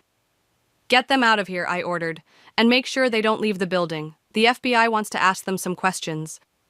As they were led away, Paris struggling and Eric shouting threats, one of the board members turned to Natalia. How long have you known about this? Since the wedding, she replied calmly. I suspected something was wrong when Eric suddenly became interested in my father's Asian business connections, so I started digging. And you didn't say anything? I said everything, she smiled. Just not to them. After the board meeting concluded, with a unanimous vote to pursue legal action against Paris and Eric, I found Natalia in her office, staring at a photo from her wedding day. Having regrets? I asked. No. She dropped the photo in the trash. Having revelations. All this time, I thought Eric chose me because he saw something special in me, but he just saw an opportunity. He was wrong, I said. You are special, and now everyone knows it. Her phone buzzed, a news alert. Paris's company had suspended trading. The merger was officially dead. What happens now? She asked. Now? I grinned. Now we build something amazing. James's team is ready to begin the full AI implementation. Our stock is soaring, and we have a chance to reshape the entire industry. Without Paris or Eric to interfere. Exactly, I paused. Though I have to ask, how did you know Paris would take the bait? What if she hadn't called you? Natalia laughed. Because I know people like her. Show them a weakness, real or imagined, and they can't resist going for the kill. She thought I was a heartbroken wife willing to betray you for revenge. Instead, she walked right into our trap. Karma's funny that way, she said, echoing our earlier conversation. Now, should we discuss the real merger I've been working on? The one that's actually going to change everything? I raised an eyebrow. There's more? Her smile was brilliant. There's always more. And this time, we're playing to win. 3 months after Paris and Eric's arrest, we gathered in the main conference room for what would be the most important presentation of our lives. The room was packed with shareholders, board members, and international press. Ready? I asked Natalia, who was reviewing her notes one last time. Born ready, she replied, but I caught her hands trembling slightly. James appeared beside us. The European team is connected via video conference. Everything set. I took my place at the podium, facing the expectant crowd. Good morning. 6 months ago, this company faced its darkest hour. Today, we're about to show you its brightest future. Natalia stepped forward, clicking through the first slides. What you're about to see isn't just an innovation. It's a revolution in how we approach global manufacturing. The presentation unfolded like a perfectly choreographed dance. We showed them the results of our AI integration, productivity up 340%, costs down 60%. But that was just the warm-up. Now, Natalia said, her voice strong and clear, let me show you what's next. The screens lit up with a new logo, a merger of our company and 3 international tech firms, creating the world's first truly integrated smart manufacturing network. The room erupted in whispers. A prominent investor raised his hand. These firms were Paris Henderson's targets. Yes, Natalia smiled, but while she was trying to force hostile takeovers, we were building partnerships, real ones, based on mutual respect and shared vision. The combined value, James added, is projected to exceed $50 billion in the first year alone. More hands shot up, questions flying.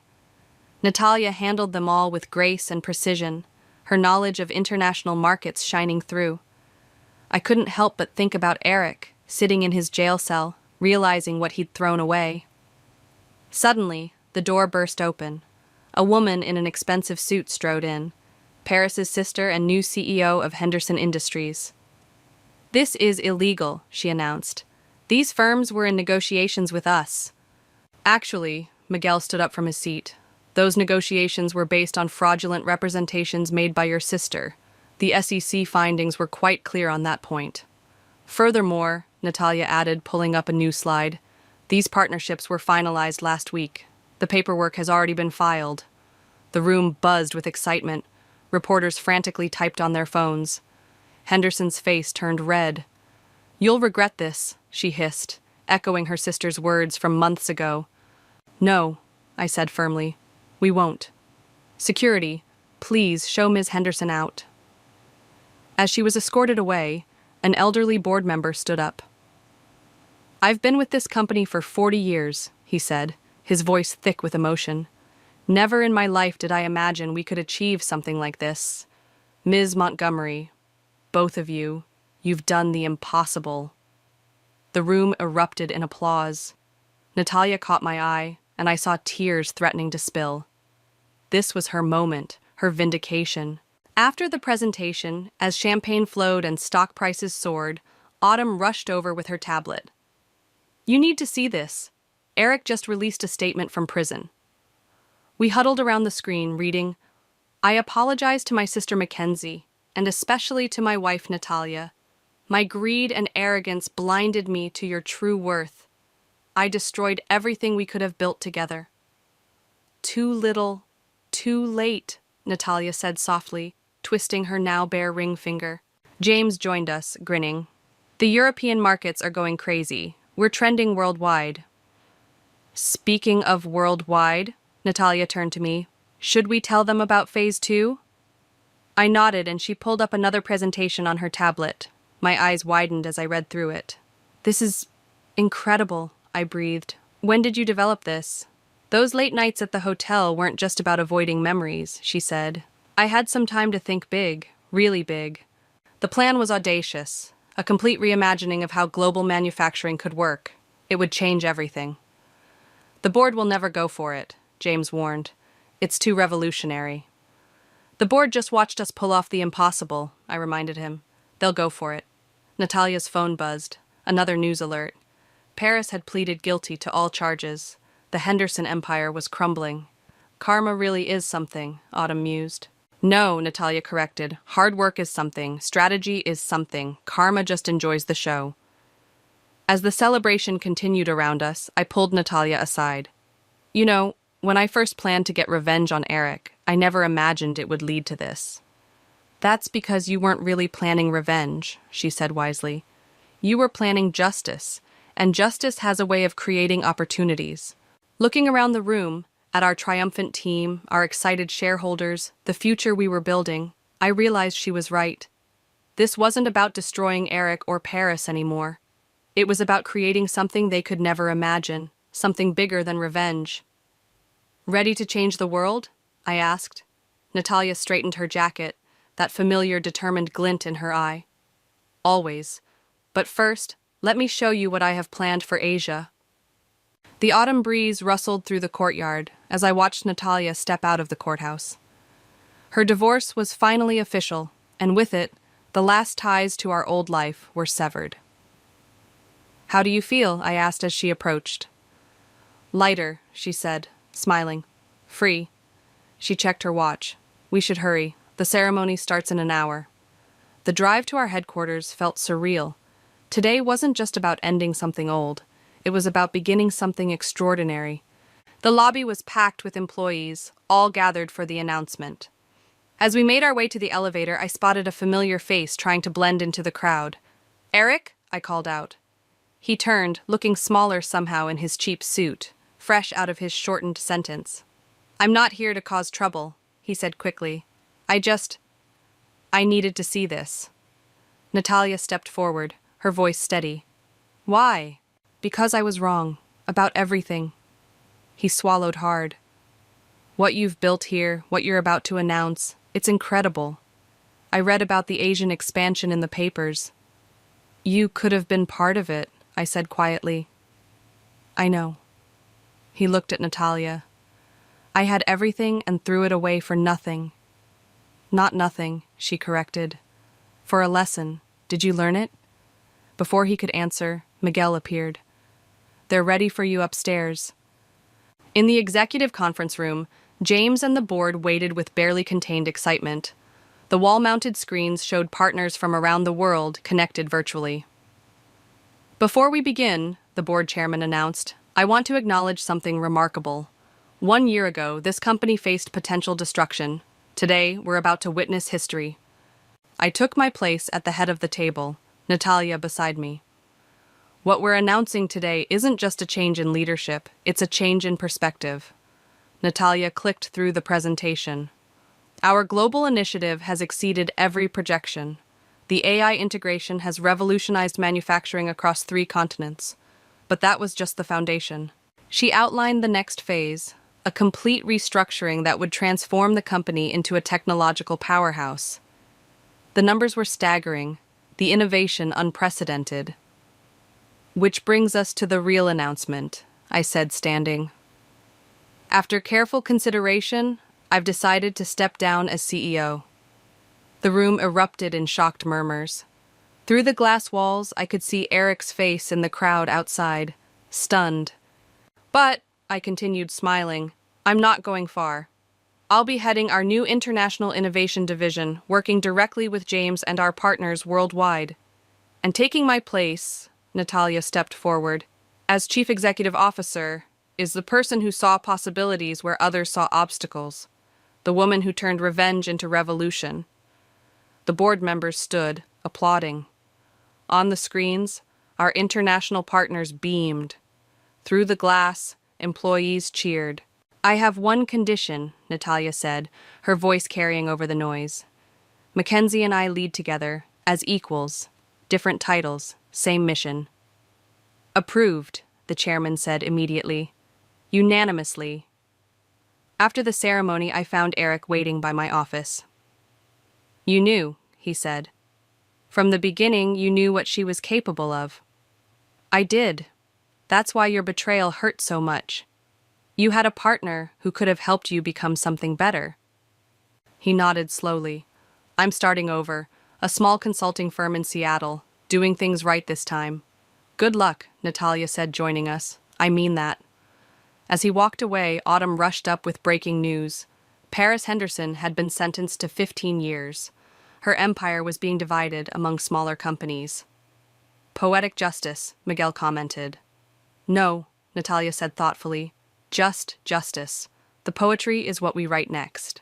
That evening, as the city lights twinkled below our office windows, Natalia and I shared a quiet moment. Remember when you first discovered Eric's plan? She asked.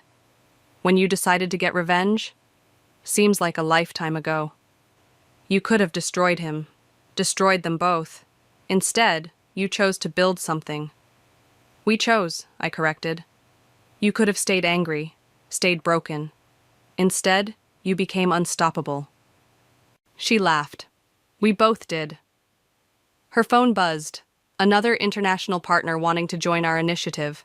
Ready to change the world? With you, always. As we walked into the boardroom for our first official meeting as co-leaders, I caught our reflection in the glass. 2 women who turned betrayal into triumph, pain into power, endings into beginnings. You know what the best revenge is? Natalia asked, taking her seat at the head of the table. What's that? She smiled, pulling up our next presentation, proving them right about being afraid of what we're capable of. The room filled with board members and executives, all eager to hear our next vision.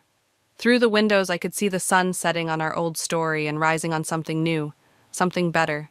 This wasn't the revenge I'd planned. It was so much more.